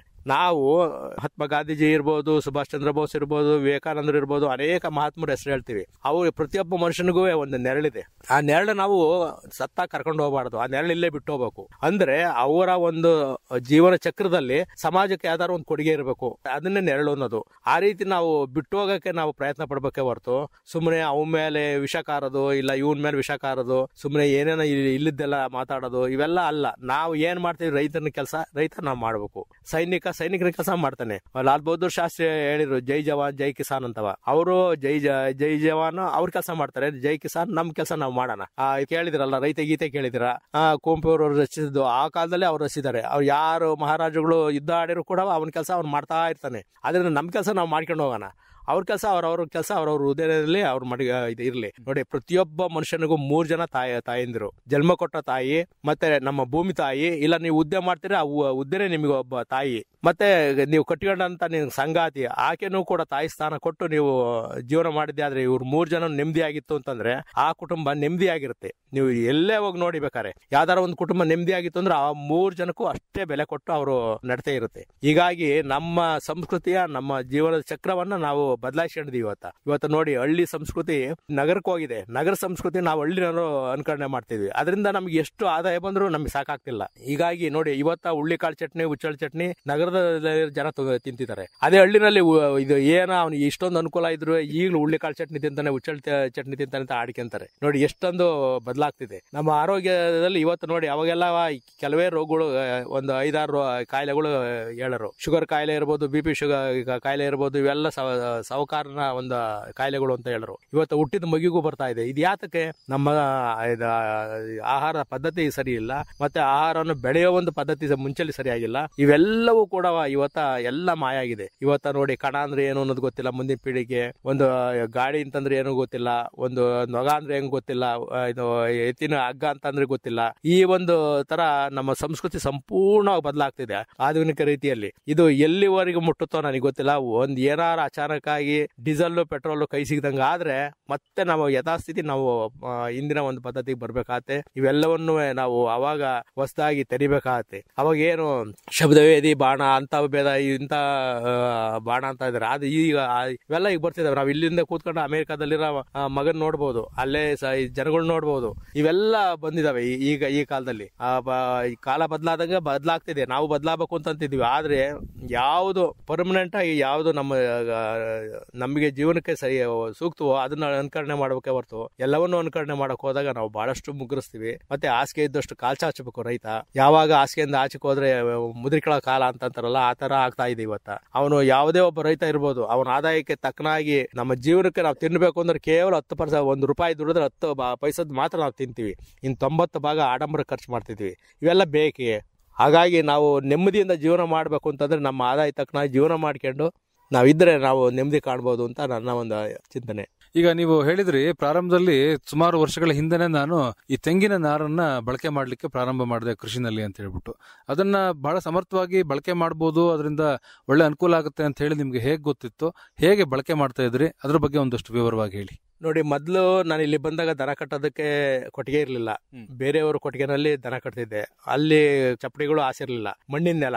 ಬೆಳಗ್ಗೆ ಎದ್ರೆ ಎಲ್ಲ ಸಗಣಿ ಗಂಜಲದಲ್ಲೆಲ್ಲ ಪಾಪ ಒದ್ದಾಡಿರವು. ನಾವು ಎಷ್ಟೇ ಮಣ್ಣು ಹಾಕಿ ಆ ಗುಂಡಿಗಳು ಮುಚ್ಚಿರು ಕೂಡ ಮತ್ತೆ ಗುಂಡಿ ಬೀಳವು. ಇಲ್ಲಿ ಇವೆಲ್ಲದಕ್ಕೂ ಏನು ಹಿಂಗೆ ಅಂತಂದು ಒಂದ್ಸಾರಿ ಇಲ್ಲಿ ನಾರಿನ ಫ್ಯಾಕ್ಟ್ರಿ ಇದೆ ನಮ್ಮ ಊರಿಂದ ಒಂದು 5 ಕಿಲೋಮೀಟರ್ ದೂರದಲ್ಲಿ. ಅವರು ರೋಡ್ ಸೈಡ್ ಅಲ್ಲಿ ಸುರಿದು ಬಿಟ್ಟು ಬೆಂಕಿ ಹಚ್ಚಾರು. ಹಾಗಾಗಿ ನಾನೊಂದ್ ದಿವಸ ಅಲ್ಲಿ ನನ್ನ ಸೈಕಲಲ್ಲಿ ಬರ್ತಾ ಇದ್ದೆ. ಸೈಕಲಲ್ಲಿ ಬರ್ಬೇಕಾದ್ರೆ ಇದನ್ನ ಸೌತೆಕಾಯಿ ಮಾರಿಬಿಟ್ಟು ನಾನು ಬರ್ತಾ ಇದ್ದೆ. ಇದು ಕಾರಹಳ್ಳಿ ಸಂತಿಗೆ ಹೋಗಿದ್ದೆ. ಕಾರಹಳ್ಳಿ ಸಂತಿಗೆ ಹೋದ ಅತ್ಲಿಂದ ಸೈಕಲಲ್ಲಿ ಬರ್ಬೇಕಾದ್ರೆ ಒಂದು ಚೀಲದಲ್ಲಿ ಅದನ್ನು ತುಂಬ್ಕೊಂಬಂದೆ.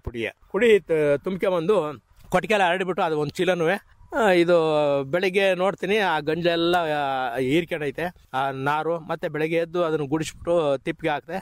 ಒಳ್ಳೇದಲ್ಲ, ದನಗಳು ಮೈಯೆಲ್ಲ ಸ್ವಚ್ಛವಾಗಿತ್ತು. ಇಲ್ಲ ಪ್ರತಿ ದಿವಸ ಯಾಕೆ ತಂದು ಹಾಕ್ಬಾರ್ದು ಅಂತಂದು ಎತ್ತು ಇದ್ದು ಗಾಡಿ ಇದ್ವಲ್ಲ, ಮಾನೆ ಇದು 2 ದಿವಸ ಬಿಟ್ಕೊಂಡು ಹೋಗಿ ಗಾಡಿಲಿ ತುಂಬ್ಕೊಂಬಂದೆ. ಆಮೇಲೆ ಫ್ಯಾಕ್ಟ್ರಿನಲ್ಲಿ ಅಲ್ಲಿರೋ ಕೆಲಸಗಾರರು, ಅಣ್ಣ ಅಲ್ಲಾಕ್ ತುಂಬ್ತೀಯ, ಬಾ ಇಲ್ಲಿ ನಾವೇ ತುಂಬ್ಕೊಡ್ತೀವಿ, ನೀನು ತುಳು ತುಂಬಿಕ ಅಂತ ಅನ್ನೋರು. ಯಾಕಂದ್ರೆ ಅವ್ರು ಹೊರ ತಪ್ಪೋದು ಹೆಣ್ಣಾಳುಗಳು. ಆ ನಾರು ಎಲ್ಲಿ ಹೊಡೆದಿರುತ್ತೋ ಅಲ್ಲೇ ಪುಡಿ ಬಿದ್ದಿರೋದೆಲ್ಲ ಅವ್ರು ಒತ್ತಾಕ್ಬೇಕಾಯ್ತು. ನಾನು ಇನ್ನೊಂದ್ಸರಿ ಹೋದಾಗ ನಾನು ಸೀದಾ ಅಲ್ಲಿಗೆ ಹೋದಾಗ ಅವರೆಲ್ಲ ತುಂಬಿಕೊಟ್ರು. ನಾನು ತುಳು ತುಂಬಿಕೊಂಡ್ರೆ ಚೆನ್ನಾಗಿ ಇನ್ನೂ ಜಾಸ್ತಿ ತರದ ತಂದೆ. ಪ್ರತಿ ದಿವಸ ಒಂದೊಂದು 4 ಮಂಕ್ರಿಗಳನ್ನ ಚೆಲ್ಲೋದು, ಇದು ಅದನ್ನ ಗುಡಿಸಿ ತಿಪ್ಪಿಗೆ ಹಾಕೋದು. ಅದು ಕೊನೆಗೆ ಒಂದು 3 ತಿಂಗಳಾದ್ಮೇಲೆ ನೋಡ್ತೀನಿ ಗೊಬ್ಬರ ಅದರಲ್ಲಿ ಎರೆಹುಳು ಮತ್ತೆ ಆ ಸಗಣಿ ಎಲ್ಲವ ಇದು ಪುಡಿಗೆಲ್ಲ ಬೆರಕೆ ಆಗಿರೋದು, ಒಳ್ಳೆ ಎರೆ ಗೊಬ್ಬರ ಇದ್ದಂಗಿತ್ತು. ಇಲ್ಲ ಏನು ಒಳ್ಳೆ ಇದಾಯ್ತಲ್ಲ ಅಂತಂದು ನನಗೆ ಬಹಳ ಖುಷಿ ಆಯ್ತು.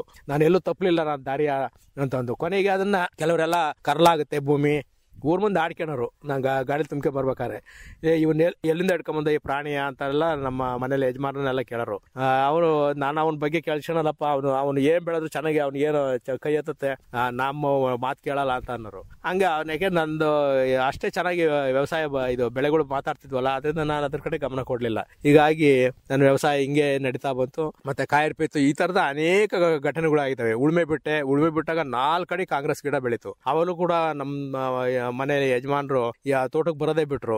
ಬಂದು ಇವನೇನು ಹಿಂಗ್ ಮಾಡ್ತಾನೆ ಅಂತಂದು ತಲೆ ಕೆಟ್ಟೈತೆ ಇವನಿಗೆಲ್ಲ ಅಂತಲೂ ಕೂಡ ಅವರು ಕೂಡ ಅನ್ಕೊಂಡ್ ಸುಮ್ಮನೆ ಆಗ್ಬಿಟ್ರು. ಕೊನೆಗೆ ಅವ್ರ ಸ್ನೇಹಿತರುಗಳೆಲ್ಲ ಬಂದು ಮನೆ ಅಳಿತನಕ್ ಬಂದಿದ್ಯೋ, ಮನೆ ಹಾಳು ಮಾಡಕ್ ಬಂದಿದ್ಯೋ ಅಂತಲೇ ಅಂದ್ರು. ಮುಂಚೆ ಉಕ್ಕೆ ಹೊಡಿ ಅಂತ ಬೈಕೊಂಡು ಹೋದ್ರು. ಅದೊಂದು ವರ್ಷ ಬಿಟ್ಟೆ 2 ವರ್ಷಕ್ಕೆ ಒಂದು ಕಾಂಗ್ರೆಸ್ ಗಿಡ ಹುಟ್ಲೇ ಇಲ್ಲ. ನಮ್ಮ ಮನೆ ಯಜಮಾನ್ರೆ ಅವ್ರಿಗೆ ಹೋಗಿ ಹೇಳ್ಯಾರೆ. ಅವ್ರು ಮತ್ತೆ ಬಂದ್ರು, ಏನು ಮಾಡ್ದ ಅದಕ್ಕೆ ಅಂತವ. ಏನು ಮಾಡ್ಲಿಲ್ಲ ಸ್ವಾಮಿ, ನೀವು ಬೈದ್ರ ಅದಕ್ಕೆ ಎದಿರ್ಕೊಂಡು ಹೋದು ಅಂತಂದೆ. ಆಮೇಲೆ ಹಿಂಗಿಂಗೆ ಅಂತ ಹೇಳಿದಾಗ ಅವರು ಬಾರಿ ಬುದ್ಧಿವಂತಗಳಪ್ಪ ಅಂತಂದು ನನ್ನ ಬಗ್ಗೆ ಅವರು ಏನ್ ಹೇಳಿರು, ಯಾರು ಏನ್ ಹೇಳಿರು ಕೇಳೋದು ಕೈ ಬಿಟ್ಟು ಹಾಕಿರು. ಇವತ್ತು ಬಂದವ್ರು ಅದನ್ನೇ ಕೇಳೋದು. ನಮ್ ಇನ್ನು ತೋಟ ಎಂಟ್ರಿ ಆಗ್ತಿದ್ದಂಗೆ ನಿಮ್ಮ ಗೇಟ್ ಹತ್ರ ಕಾಂಗ್ರೆಸ್ ಗಿಡದ, ನಿಮ್ ತೋಟದೊಳಗಡೆ ಕಾಂಗ್ರೆಸ್ ಗಿಡ ಇಲ್ವಲ್ಲ, ಕಿತ್ತಾಕ್ತೀರಾ ಅಂತ ಕೇಳ್ತಾರೆ. ಇಲ್ಲಪ್ಪ ನೀವು ಉಳುಮೆ ಬಿಡು, ಅದು ಎಲ್ಲೂ ಹುಟ್ಟೋದಲ್ಲ ಅಂತ ಅವ್ರಿಗೆ ಅದನ್ನೇ ಹೇಳ್ತೀನಿ. ಉಳುಮೆ ಯಾಕ್ಬಿಟ್ರಿ? ಬಹಳ ಮುಖ್ಯವಾಗಿ ಉಳುಮೆ ಯಾತಕ್ ಬೇಕು ಅನ್ನೋ ಒಂದ್ ನಿಟ್ಟಿನಲ್ಲಿ ನಾನ್ ಬಿಟ್ಟೆ. ಉಳುಮೆ ಅದೇ ನಾನು ಹೇಳಿನಲ್ಲ, ಪಂಪ್ ಹೌಸ್ ಪಕ್ಕದಲ್ಲಿ ಒಂದು ತೆಂಗಿನ ಮರ ಇತ್ತು. ಅದ್ರ ಬೇರು 15 ಅಡಿ ಆಳದಲ್ಲಿ ಹದ್ದು ಅಂತವ. ಅದರಿಂದ ನಾವು ಭೂಮಿ ನಾವು ಯಾವುದೇ ಒಂದು ಮನೆ ಕಟ್ಟಬೇಕಾದ್ರೆ ತಳಾದಿ ಬಿಗಿ ಮಾಡ್ತೀವಿ. ಅದೇ ಒಂದು ಸಸ್ಯ ನೆಡ್ಬೇಕಾದ್ರೆ ಭೂಮಿ ಸೊಡ್ಲ ಮಾಡ್ಬೇಕು. ಆ ನಿಟ್ಟಿನಲ್ಲಿ ನಾವು ಭೂಮಿ ಎಷ್ಟು ಗಾಳಿ ಮತ್ತೆ ನೀರು ಹಿಂಗಂಗೆ ನಾವು ಮಾಡ್ತೀವೋ ಅಷ್ಟು ಆ ಗಿಡ ನಗ್ತಾ ಇರುತ್ತೆ ಅನ್ನೋದು ನನ್ನ ಒಂದು ಇದನ್ನ ಕಂಡಿಡ್ಕೊಂಡೆ ನಾನು. ಹಾಗಾಗಿ ನಾನು ಉಳುಮೆ ಬಿಟ್ಟೆ. ಉಳುಮೆ ಆಮೇಲೆ ಪೂರ್ವದಲ್ಲಿ ಮಳೆ ಆಶ್ರಯದಲ್ಲೇ ಇದ್ದಾಗ ನಮ್ಮ ಹಿರಿಯರೆಲ್ಲ ಹೇಳೋರು, ಮಗ 7 ಉಕ್ಕೆ ಹೊಡಿ, ಆ ಧೂಳು ಹೋಗಿ ತೆಂಗಿ ಮರ ಸುಳಿ ಕೂತ್ಕೊಂಡ್ರೆ ನೀನ್ ಹೇಳ್ದಂಗೆ ಪುಸ್ತ ಬಿಡುತ್ತೆ ಅಂತವ. ಅವಾಗ ಉಳುಮೆ ಮಾಡಿ ಮತ್ತೆ ನಮ್ಮ ಅಣ್ಣಾರು ಹೇಳಿನಲ್ಲ, ಅವರು ಕೊನೆಯಲ್ಲಿ ದೊಡ್ಡ ಕುಂಟೆ ಹೊಡ್ಸೋರು ಧೂಳಾಗಂಗೆ. ನಮ್ಮ ತೋಟ ಬೇರೆ ತೋಟಗಿನ ಬಹಳ ಚೆನ್ನಾಗಿರೋದು ಮಳೆ ಆಶ್ರಯದಲ್ಲಿ ಇದ್ರು ಕೂಡ. ಯಾಕೆಂದ್ರೆ ದೊಡ್ಡ ಕುಂಟೆ ಹೊಡೆದಾಗ ಎಲ್ಲ ಮೃದುವಾಗೋದು, ಮೇಲ್ಗಡೆಗೆ ಒಳಗಡೆಗೆ ಬಿಸಿಲು ತಾಂತಿರಲ್ಲ, ಒಳಗಡೆ ಗುಂಡಿ ತೆಗೆದ್ರೆ ಹಸಿ ಇರೋದು. ಆ ನಿಟ್ಟಿನಲ್ಲಿ ಅವಾಗ ಉಳುಮೆ ಮಾಡೋರು. ಆದ್ರೆ ಈಗ ಪ್ರತಿಯೊಬ್ಬರು ಕೂಡ ನೀರ್ನ ಎಲ್ಲ ಕೊಳವೆ ಬಾವಿ ಮುಖಾಂತರ ನೀರು ಕೊಡ್ತಾರೆ. ನೀರು ಕೊಡೋದ್ರಿಂದವ ಏನು ಬೇಕಾಗಲ್ಲ. ನೀರು ಕೊಡೋದು ಅಂತಂದ್ರು ಕೂಡವ ದಯವಿಟ್ಟು ಎಲ್ಲಾ ರೈತರ ಬಾಂಧವರಿಗೂ ಕೈ ಮುಗಿದು ಕೇಳ್ಕೊಂತೀನಿ, ನೀರು ಸುಮ್ಮನೆ ಕೂಡಬೇಡಿ. ನಿಮ್ಗೆ ಕರೆಂಟ್ ಪುಸ್ಕಟ್ಟೆ ಸಿಗುತ್ತೆ, ಸರ್ಕಾರ ಫ್ರೀಯಾಗಿ ಕೊಡ್ತಾ ಇದೆ ಅಂತ ನೀರು ಸಿಕ್ಕಾಪಟ್ಟೆ ಕೊಡಬೇಡಿ. ನಿಮ್ ಭೂಮಿಗೆ ಮುಂದಿನ ಪೀಳಿಗೆ ಬೇಕಾಗಿರೋದು ಮಣ್ಣು, ನೀರು, ಗಾಳಿ, ಈ 3 ಶುದ್ಧವಾಗಿ ಇಟ್ಟು ನೀವು ಕೊಟ್ಟಿದ್ದೆ ಆದ್ರೆ ನಿಮ್ಗೆ ಏನು ಬೇಕಿಲ್ಲ. ಒಂದ್ಸರಿ ನಾವು ಹೇಳ್ತಿರಲ್ಲ, ಅನೇಕ ಕಥೆಗಳು ಹೇಳ್ತಾರಲ್ಲ, ಮಗ ಎಲ್ಲೋ ಹಣ ಉಣ್ಬಿಟ್ಟೆ ಅದು ಈಗ ಸಿಗ್ತಾ ಇಲ್ಲ ಹುಡುಕಿರುವೆ, ನೀವು ನೋಡ್ಕೊಳ್ಳಿ ಅಂತಂತವ ಮಕ್ಳಿಗೆ ಹೇಳೋಗ್ತಾನೆ. ಅವು ಒಂದ್ ಕಡೆಯಿಂದ ಭೂಮಿ ಎಲ್ಲ ಅಗಿದಾಗ ಕುಟಿಕೆ ಸಿಗಲ್ಲ. ಅವರು ಮುಂದಿನ ಸಾರಿಗೆ ಬೆಳೆ ಹಾಕಿದಾಗ ಅದು ಬೇರೆಯವ್ರ ಬೆಳೆಗಿನ 10 ಪಟ್ಟು ಜಾಸ್ತಿ ಇಳುವರಿ ಕೊಡುತ್ತೆ. ಅವಾಗ ಅವರಿಗೆ ಜ್ಞಾನೋದಯ ಆಗುತ್ತೆ, ನಾವು ನಮ್ಮ ಅಪ್ಪ ಯಾಕೆ ಹೇಳ್ದ ಅಂತವ. ಅದೇ ರೀತಿಯ ನಾವು ಭೂಮಿ ಮಣ್ಣಿನ ಕಡೆ ಗಮನ ಕೊಡ್ಬೇಕು. ಮೊದ್ಲೆಲ್ಲವ ಕೆರೆಗೋಡ ಇದು ಏರ್ಸರು, ಅವ್ರೇನು ಅಲ್ಲೊಂದು ಇಲ್ಲೊಂದು ಗಾಡಿ ಕೆರೆಗೋಡ ಏರಿ ಅದನ್ನ ಮಣ್ಣಿಗೆ ಪೂರ್ತಿ ಬೆರಕೆ ಆಗ್ಬೇಕು, ಆ ರೀತಿ ಕೊಡೋರು. ಈಗ ಟ್ರ್ಯಾಕ್ಟರ್ ಐತೆ ಅಂತಂದು ಏನು ಟ್ರ್ಯಾಕ್ಟರ್ ಗಟ್ಲೆ ಹೊಡ್ಸಿ ಎಲ್ಲ ತೋಟಕ್ಕೂ ಅಷ್ಟೇ ಟ್ರ್ಯಾಕ್ಟರ್ ಪಕ್ಕಕ್ಕೆ ಟ್ರ್ಯಾಕ್ಟರ್ ಉಲ್ಡಿಸ್ಬಿಟ್ಟು ಕೊನೆಗೆ ನೀರ್ ಸಿಗದಲ್ಲ, ತೋಟ ಮಳೆ ನೀರ್ ಸಿಗಲ್ಲ, ಕಟ್ಟಿದ ನೀರ್ ಸಿಗಲ್ಲ, ಅದು ಪೂರ್ತಿ ಅನೇಕ ಅವ್ಯವಸ್ಥೆಗೆ ಹಾಳಾಗುತ್ತೆ, ಗುರಿಯಾಗುತ್ತೆ. ಅದರಿಂದ ನಾವು ಏನು ಭೂಮಿಗೆ ಬೇಕಾಗಿರೋದು ಮಣ್ಣಿನ ಉಳುಮೆ ತೇವಾಂಶ ಕಾಪಾಡಿ ಯಾವುದೇ ಬೆಳೆ ಆಗ್ಬೋದು. ಭತ್ತ ಇರ್ಬೋದು, ರಾಗಿ ಇರ್ಬೋದು. ಈ ಶ್ರೀ ಪದ್ಧತಿ ಭತ್ತ ಬಂತು. ನಾರಾಯಣ ರೆಡ್ಡಿ ಅವರು ಮಡಗಾಸ್ಕರ್ ದೇಶಕ್ಕೆ ಹೋಗಿ ಅಲ್ಲಿಂದ ಕಂಡಿಡ್ಕೊಂಡ್ಬಂದು ಅವರು ಬೆಳೆ ತೋರಿಸಿದ್ದಾರೆ. ಮತ್ತೆ ಅನೇಕ ಜನ ರಾಗಿ ತಳಿ ವೆಂಕಟೇಶಯ್ಯ ರಾಗಿಗೆ ನೋಡಿ, ನೀವು ಎತ್ತು ಕಟ್ಟಿರ್ತಾರೆ, ಅಲ್ಲೆಲ್ಲ ಒಂದು ರಾಗಿ ಪೈರ್ ಬಿದ್ದಿದ್ರೆ ತುಳಿದು ಎಷ್ಟು ತೆಂಡೆ ಹೊಡೆದಿರುತ್ತೆ ನೀವೇ ನೋಡಿ. ಇಲ್ಲ ಮೊದ್ಲೆಲ್ಲವ ರೋಡ್ಗಳು ಇರಲಿಲ್ಲ, ಕಾಲ್ದಾರಿ ಇದ್ದು, ಹೊಲಗಳಲ್ಲಿ. ಆ ಕಾಲ್ದಾರಿನಲ್ಲಿ ತುಳಿದಿದ್ದ ಪೈರು ಎಷ್ಟು ತೆಂಡೆ ಹೊಡೆಯೋದು. ಆ ರೀತಿ ನೀವು ಅನೇಕ ರೈತರುಗಳು ಅನೇಕ ರೀತಿಯಲ್ಲಿ ಅನೇಕ ಸುಧಾರಣೆಗಳು ತಂದಿದ್ದಾರೆ. ಅವುಗಳನ್ನ ಅಳವಡಿಸ್ಕೊಳ್ಳಿ. ಮುಂದಿನ ಪೀಳಿಗೆ ನೀವೆಲ್ಲ ಈ ಖರ್ಚು ಸಿಕ್ಕಾಪಟ್ಟೆ ಖರ್ಚು ಮಾಡ್ತಿದ್ದೀರಾ, ಅವೆಲ್ಲ ನಿಯಂತ್ರಣ ಆಗುತ್ತೆ, ಒಳ್ಳೆ ಆದಾಯ ಬರುತ್ತೆ. ಮಕ್ಕಳಿಗೂ ನಿಮ್ಗೆ ವ್ಯವಸಾಯದಲ್ಲಿ ತೊಡಗಬೇಕು ಅನ್ನೋದು ಬಹಳ ಅವ್ರಿಗೆ ಆಸಕ್ತಿ ಬರುತ್ತೆ. ನೋಡಿ, ಇನ್ ಕೆಲವೇ ವರ್ಷಗಳಲ್ಲಿ ನಿಮ್ಗೆ ಭೂಮಿಗೆ ಎಷ್ಟು ಬೆಲೆ ಬರುತ್ತೆ, ಈಗಲೆಲ್ಲ ಬೆಲೆ ಬಂದ್ಬಿಟ್ಟಿದೆ, ಆದ್ರೆ ರೈತನಿಗೆ ಎಷ್ಟು ಬೆಲೆ ಬರುತ್ತೆ ಈ ಕೆಲವೇ ವರ್ಷಗಳಲ್ಲಿ ಸಾಕಷ್ಟು ಒತ್ತು ಬರುತ್ತೆ. ಮತ್ತೆ ಏನು ರೈತನ ಮಕ್ಕಳಿಗೆ ಹೆಣ್ಣು ಕೊಡಲ್ಲ ಅಂತಿದ್ರೆ ಸಾಲ್ಗಟ್ಟಿ ಬರ್ತಾರೆ ನೋಡಿರಂತೆ. ಈ ಒಂದು ಪರಿಸ್ಥಿತಿ ಬರ್ಲಿದ್ರೆ ಕೇಳಿ ಬೇಕಾರೆ. ಮತ್ತೆ ನಿಮ್ಮ ರೈತನ ಒಂದು ಬೆಲೆ ಮಾತ್ರ ಎಂದೂ ಕುಂದಾಗದಲ್ಲ. ಯಾವುದೇ ಒಂದು ದೇಶ ಕಟ್ಟಬೇಕಾದ್ರೆ ಆ ದೇಶದ ಆಹಾರದ ಸುಭದ್ರತೆ ಇರಬೇಕು. ಬ್ರಿಟಿಷ್ನವರು ಏನ್ ಮಾಡಿರು, ಅಭದ್ರತೆ ಸೃಷ್ಟಿ ಮಾಡಿರು. ನಮಗೆ ಆಹಾರದ ಕೊರತೆ ಏನ್ ನಾವು ಹೆಚ್ಚಿಗೆ ಬೆಳೆದಿದ್ರೆ ಅದನ್ನ ಒಂದು ತಲೆಗೆ 2 ಚೀಲ ರಾಗಿ ಬಿಟ್ಟು ಇದು 2 ಪಲ್ಲ ಬಿಟ್ಬಿಟ್ಟು ಉಳಿದಿದ್ದೆಲ್ಲ ದೋಚ್ಕೊಂಡು ಹೋಗೋರು. ಆವಾಗ ಅಗೆವುಗಳು ಶುರುವಾದವು. ಅಗೆವುಗಳ ತುಂಬಕ್ಕೆ ಶುರುವಾದ್ರು. ಅಗೆವುಗಳಲ್ಲಿ ನೀರು ಬಿದ್ದು ಅವರಿಗೆ ಕೈ ಸೇರ್ದಲ್ಲೇ ಆಹಾರದ ಅಭದ್ರತೆ ಶುರುವಾಯಿತು. ಆ ನಿಟ್ಟಿನಲ್ಲಿ ಅವ್ರ ದೇಶ ಆಳಿರು. ಇವತ್ತ ನಮ್ಮ ಆಧುನಿಕ ಬೇಸಾಯದಲ್ಲಿ ಏನಾಗ್ತಿದೆ, ಆಧುನಿಕ ಬೇಸಾಯದ ಒಂದು ರಾಜ್ಯಭಾರನ ಆಳ್ಬೇಕು ಅಂತಂದ್ರೆ ಬಿತ್ತನೆ ಬೀಜದ ಹಿಡಿತ ತಗೋಬೇಕು. ಈಗ ತೆಂಗಿನ ಜೊತೆಗೆ ಅಡಕೆನೂ ಕೂಡ ಹಾಕೊಂಡಿದ್ದಾರೆ. ಸಾಮಾನ್ಯವಾಗಿ ತೆಂಗಿನ ಜೊತೆಗೆ ಅಡಕೆ ಹಾಕಬಾರ್ದು ಅಂತ ಹೇಳ್ತಾರೆ, ಹಾಕಿದ್ರು ಚೆನ್ನಾಗಿ ಬರಲ್ಲ ಅಂತ ಹೇಳ್ತಾರೆ. ಆದ್ರೆ ಎರಡೂ ಕೂಡ ಚೆನ್ನಾಗಿದಾವಲ್ಲ, ಹೇಗೆ ನೀವು ಸಂಯೋಜನೆ ಮಾಡ್ಕೊಂಡಿದ್ದೀರಿ? ನೋಡಿ, ಅನೇಕ ಈಗ ತೆಂಗು ನಮ್ಮ ಪೂರ್ವದಲ್ಲೂ ಕೂಡ ನಮ್ಮ ಹಿರಿಯರು ಹೇಳೋರು, ತೆಂಗಿದ್ರೆ ತೋಟ ಅಲ್ಲ, ಅಡಿಕೆ ಇದ್ರೆ ತೋಟ ಅಲ್ಲ. ತೆಂಗು ಅಡಿಕೆ ಪ್ರತಿಯೊಂದು ಬೆಳೆ ಬೆಳೆದ್ರೆ ಮಾತ್ರ ತೋಟ ಅಂತ ಹೇಳೋರು. ನಾವೀಗೇನು ಅಡಿಗೆ ಮನೆಗೆ ಪೂರಕವಾಗಿ ಸಾಸಿವೆ ಕಾಳಿಂದ ಎಲ್ಲವನ್ನು ಬೆಳಿತೀವಲ್ಲ, ಆ ರೀತಿ ಬೆಳೆದ್ರೆ ಮಾತ್ರ ಅದು ವ್ಯವಸಾಯ ಅಂತ ಹೇಳೋರು. ಅದೇ ನಿಟ್ಟಿನಲ್ಲಿ ತೋಟನೂ ಇರಬೇಕು. ಈಗ ಅನೇಕ ರೈತರು ಹೇಳ್ತಾರೆ, ಇದು ವಿಜ್ಞಾನಿಗಳು ಹೇಳ್ತಾರೆ, ತೆಂಗು ಅಡಿಕೆ ಒಂದೇ ಜಾತಿ ಸೇರಿದ್ದು ಇಳುವರಿ ಕಡಿಮೆ ಆಗುತ್ತೆ ಅಂತವ. ಬನ್ನಿ ನನ್ನ ತೋಟದಲ್ಲಿ ನೋಡಿ, ನೀವು ಬೇರೆ ಪೂರ್ತಿ ಏಕ ಬೆಳೆ ಅಡಿಕೆ ತೋಟಗಿನ ನನ್ನ ತೋಟದಲ್ಲಿ ಏನಾದ್ರು ಇಳುವರಿ ಕಡಿಮೆ ಇದೆಯಾ? ತೆಂಗಿನಲ್ಲಿ ಇಳುವರಿ ಕಡಿಮೆ ಇದೆಯಾ? ನೀವು ಬೇಕಾದ್ರೆ ನೀವೇ ಬಂದು ಕಣ್ಣಾರಿ ನೀವು ನೋಡಿ. ನಾನು ಅದನ್ನೇ ಹೇಳೋದು, ಬಹುಬೆಳೆ ಪ್ರಯೋಗ ಮಾಡಿದ್ರೆ ಮಾತ್ರ ಬದುಕಬಹುದು. ಏನು ಮಾಡಿ ಕಟ್ಟಡ ಅಂತ ಬೆಳೆಗಳು ಅಂತಾರಲ್ಲ, ಕೆಳಗಡೆನಲ್ಲಿ ಅರಿಶಿನ, ಶುಂಠಿ, ನಂತರ ಬಾಳೆ, ನಂತರ ಅಡಿಕೆ, ಈ ರೀತಿ ನಮ್ಮ ಆಸುವಕ್ಕಾಗಿ ಇದ್ರ ಮಾತ್ರ ನಮಗೆ ಅನುಕೂಲ ಆಗುತ್ತೆ. ಏನು ನಮ್ಮ ಒಂದು ತೋಟ ಅಂದ್ರೆ SB ಅಕೌಂಟ್ ಇರಬೇಕು, ಕರೆಂಟ್ ಅಕೌಂಟ್ ಇರಬೇಕು, FD ಅಕೌಂಟ್ ಇರಬೇಕು. ಈ ರೀತಿ 3 ಅಕೌಂಟ್ ಇದ್ರೆ ಆ ಒಂದು ರೈತ ಯಾವ ನಿಟ್ಟಿನಲ್ಲೂ ಕೂಡ ಸೋಲೋದಿಲ್ಲ. ನೋಡಿ, ಇಲ್ಲಿವರೆಗೆ ನಾನು ಕಳೆದ ಈಗ ಒಂದು 10 ವರ್ಷದಿಂದಲೂ ಮೊದಲು ಸಿಲ್ವರ್ ಮರ ಮಾರ್ದೆ. ಯಲ್ಲಪ್ಪ ಅವರು ಮತ್ತೆ ಸಭಾಪತಿ ಕೃಷ್ಣ ಅವರು ಬಂದ್ರು ನನ್ನ ತೋಟಕ್ಕೆ. ಅವಾಗ ಸಿಲ್ವರ್ ಮರ ಆರ್ಸೆನಿಕ್ ಅನಿಲ ಬಿಡುಗಡೆ ಮಾಡುತ್ತೆ, ಈ ಮರ ತೆಂಗಿನ ತೋಟಕ್ಕೆ ಸೂಕ್ತವಾದಲ್ಲ ಅಂದ್ರು. ಅವಾಗಲೇ ಫೋನ್ ಮಾಡಿದೆ. ಆಲೂರಿನಲ್ಲಿ ನಮ್ಮ ಸ್ನೇಹಿತರು ಇದ್ರು, ಧರ್ಮಲಿಂಗಂ ಅಂತವ, ಅವರು ಒಬ್ರು ಕಳಿಸಿರು. ಅದನ್ನ ನಾನು ಅವಾಗ 43 ಮರಕ್ಕೆ 3 ಲಾರಿ ಲೋಡ್ ಮರ ಆಯ್ತು. ಅವರು 1-2 ಲಕ್ಷ ದುಡ್ಡು ಕೊಟ್ರು. ಇದು FD ಅಕೌಂಟು. ಸುಮ್ಮನೆ ನಾನು ಬೀಜ ಹಾಕಿ ಬೆಳೆಸಿದ್ದಷ್ಟೇ, ಇದಕ್ಕೆ ಯಾವ ಬಂಡವಾಳನೂ ಹಾಕಿರ್ಲಿಲ್ಲ. ಮತ್ತೆ ಕಳೆದ ಒಂದು 2-3 ವರ್ಷದಿಂದ ತೆಗೆದ ಮರ ಮಾಡಿದೀನಿ, ಅದ್ರಲ್ಲಿ ದುಡ್ಡು ಬಂತು. ಇನ್ನು ಇದಕ್ಕಿನ ಬೇಕಾ ಇದು FD ಅಕೌಂಟು? ಈಗ 1 ರೂಪಾಯಿ ಕೊಟ್ಟು ಒಂದೊಂದು ಸಸಿ ತಾಂಬಂದು ಹಾಕ್ತಿದ್ರ ಅಷ್ಟೇ. 1 ರೂಪಾಯಿ ಹಾಕಿ ಅಷ್ಟೇ, ಇಲ್ಲ 2 ರೂಪಾಯಿ 3 ರೂಪಾಯಿ, ಅದೇ ಅದು FD ಆಗಿ ನಿಮ್ಗೆ 15 ವರ್ಷಕ್ಕೆ 1000 ರೂಪಾಯಿ ಸಿಗುತ್ತೆ. ಇದಕ್ಕಿನ ಬೇಕಾ? ಮತ್ತೆ ನಮ್ಗೆ ಅಡಿಕೆ ಇರ್ಬೋದು, ತೆಂಗಿರ್ಬೋದು, ಇವೆಲ್ಲ ಕರೆಂಟ್ ಅಕೌಂಟ್ 3 ತಿಂಗಳಿಗೂ ಬರ್ತವೆ. ಮತ್ತೆ ಬಾಳೆ ಪ್ರತಿ ತಿಂಗಳು ಬರುತ್ತೆ. ಮತ್ತೆ ಎಲೆಂಬು ಪ್ರತಿ ದಿವಸ ಮನೆಯಲ್ಲೇ ಖರ್ಚಾಗುತ್ತೆ. ಈ ರೀತಿ ನಮ್ಮ ಇದು ಬೆಳೆಗಳ ಜೋಡಣೆ ಇದ್ರೆ ನಾವು ಯಾವುದೇ ರೀತಿ ಸೋಲೋದಕ್ಕೆ ಅವಕಾಶ ಆಗೋದೇ ಇಲ್ಲ. ಭೂಮಿ ತಾಯಿ ಕೈ ಬಿಡೋದಿಲ್ಲ. ಅದರಿಂದವ ನೀವು ಒಟ್ಟಾರೆ ನಿಮ್ಮ ಕೃಷಿ ನಿಮ್ಮ ರಕ್ತದ ಒಂದು ಕಣಕಣದಲ್ಲೂ ಕೂಡ ನೀವು ಕೃಷಿ ಅಂತ ನೀವು ಚಿಂತನೆ ಮಾಡ್ತಾ ಇರ್ರಿ. ಬೆಳಗ್ಗೆ ಎದ್ರೆ ನಿಮಗೆ ಕೃಷಿ, ಇನ್ ಬೇರೆ ಬಗ್ಗೆ ನೀವು ಚಿಂತನೆ ಮಾಡೋದೇ ಬೇಡಿ. ನೋಡಿ ಅವ ನಿಮ್ಮ ಜೀವನ ಮಟ್ಟ ಹೇಗಿರುತ್ತೆ. ಹಾಗಾಗಿ ನೀವು ಸಮಗ್ರ ಬೆಳೆ ಬೆಳೆದ್ರೆ ಬಹಳ ಒಳ್ಳೇದು ಅಂತ ನನ್ನ ಒಂದು ದೃಷ್ಟಿಕೋನ. ಈಗ ನೀವು ಕೃಷಿ ಪ್ರಾರಂಭ ಮಾಡಿದಾಗ್ಲಿಂದನೂ ಕೂಡ ನೀವು ರಾಸಾಯನಿಕ ಬಳಸೇ ಇಲ್ಲ ಯಾವ ಪ್ರಕಾರದಲ್ಲೂ ಕೂಡ? ಪೂರ್ವದಲ್ಲೂ ಬಳಸಿರಲಿಲ್ಲ, ನಾನು ಕೂಡ ಬಳಸಲಿಲ್ಲ. ಮತ್ತೆ ನಾನು ಇದ್ದಂತ ಇದು ನಮ್ಮ ಅಣ್ಣಾರು ಕೂಡ ರಾಸಾಯನಿಕ ಅಂತಂದ್ರೆ ದೂರ. ಅವಾಗ ಅಮೋನಿಯಂ ಸಲ್ಫೇಟ್ ಅಂತ ಬರ್ತಿತ್ತು, ಸಕ್ಕರೆ ಹೆಂಗಿತ್ತು ಇರೋದು. ಅಮೋನಿಯಂ ಸಲ್ಫೇಟ್ ಹಾಕಯ್ಯ ಶಿವಣ್ಣ ಭಾಳ ಚೆನ್ನಾಗಿ ಬರ್ತಾರೆ ರಾಗಿ ಇನ್ನು ಅಂತ ಅನ್ನೋರು. ಪಕ್ಕದವರೆಲ್ಲ ಹಾಕೋರು. ಏನು ಬೇಡಪ್ಪ, ನನ್ನ ಹತ್ರ ದುಡ್ಡು ಇಲ್ಲ ಅನ್ನೋರು. ಮಳೆ ಹೆಚ್ಚಾದಾಗ ಯೂರಿಯಾ ಹಾಕೋರು ಅವರು. ನಮ್ಮ ಅಣ್ಣಾರು ಅವಾಗೆಲ್ಲ 10 ರೂಪಾಯಿ 15 ರೂಪಾಯಿ ಒಂದೊಂದು ಚೀಲ ಉಪ್ಪು.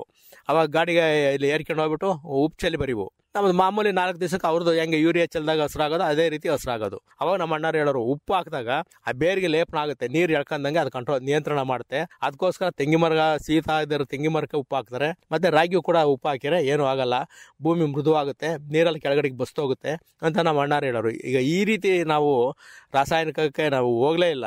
ರಾಸಾಯನಿಕ ಹಾಕ್ಬೇಕು ಅಂತ ಮನಸ್ಸು ಕೂಡ ಬರಲಿಲ್ಲ. ಯಾಕಂದ್ರೆ ನಮಗೆ ಒಳ್ಳೆ ಚೆನ್ನಾಗೇ ಬರೋಲ್ಲ. ಸೌತೆಕಾಯಿ ಕೊಯ್ದು 15 ದಿವಸಕ್ಕೆ ಮತ್ತೆ ಸೌತೆಕಾಯಿ ರೆಡಿ ಆಗಿರೋವು. ಯಾಕಂದ್ರೆ ಆ ರೀತಿ ವ್ಯವಸಾಯ ಮಾಡಿರವು. ಭೂಮಿಯ ಸಿದ್ಧತೆ ಇರ್ಬೋದು, ಅದಕ್ಕೆ ಮುಂಚೆ ಬೀಜ ಹಾಕೋದಕ್ಕಿಂತ ಮುಂಚೆ ಕೊಟ್ಟಿಗೆ ಗೊಬ್ಬರ ಇರ್ಬೋದು, ಮತ್ತೆ ಅಂತರ್ ಬೇಸಾಯ ಇರ್ಬೋದು, ಇವೆಲ್ಲವನ್ನೂ ಕೂಡ ಹಾಸುವಕ್ಕಾಗಿ ಮಾಡ್ತಿದ್ದು. ಹಾಗಾಗಿ ಅದು ಸೊಗಸಾಗಿ ಬರೋದು. ಎಷ್ಟೇ ಕೊಯ್ದ್ರು ಕೂಡ ಅದು ಬಗ್ತಾ ಇರಲಿಲ್ಲ. ಇದು ಏನು ಗೌರಿಯಿಂದ ಮಾರ್ನಾಮಿವರೆಗೂ ಶ್ರಾವಣ ಇನ್ನೊಂದು ವಾರ ಐತೆ ಅನ್ನುವಾಗ ಬೀಜ ನೀಡಿವು. ಅದು ಕರೆಕ್ಟಾಗಿ ಗೌರಿ ಹಬ್ಬಕ್ಕೆ ಬರೋದು.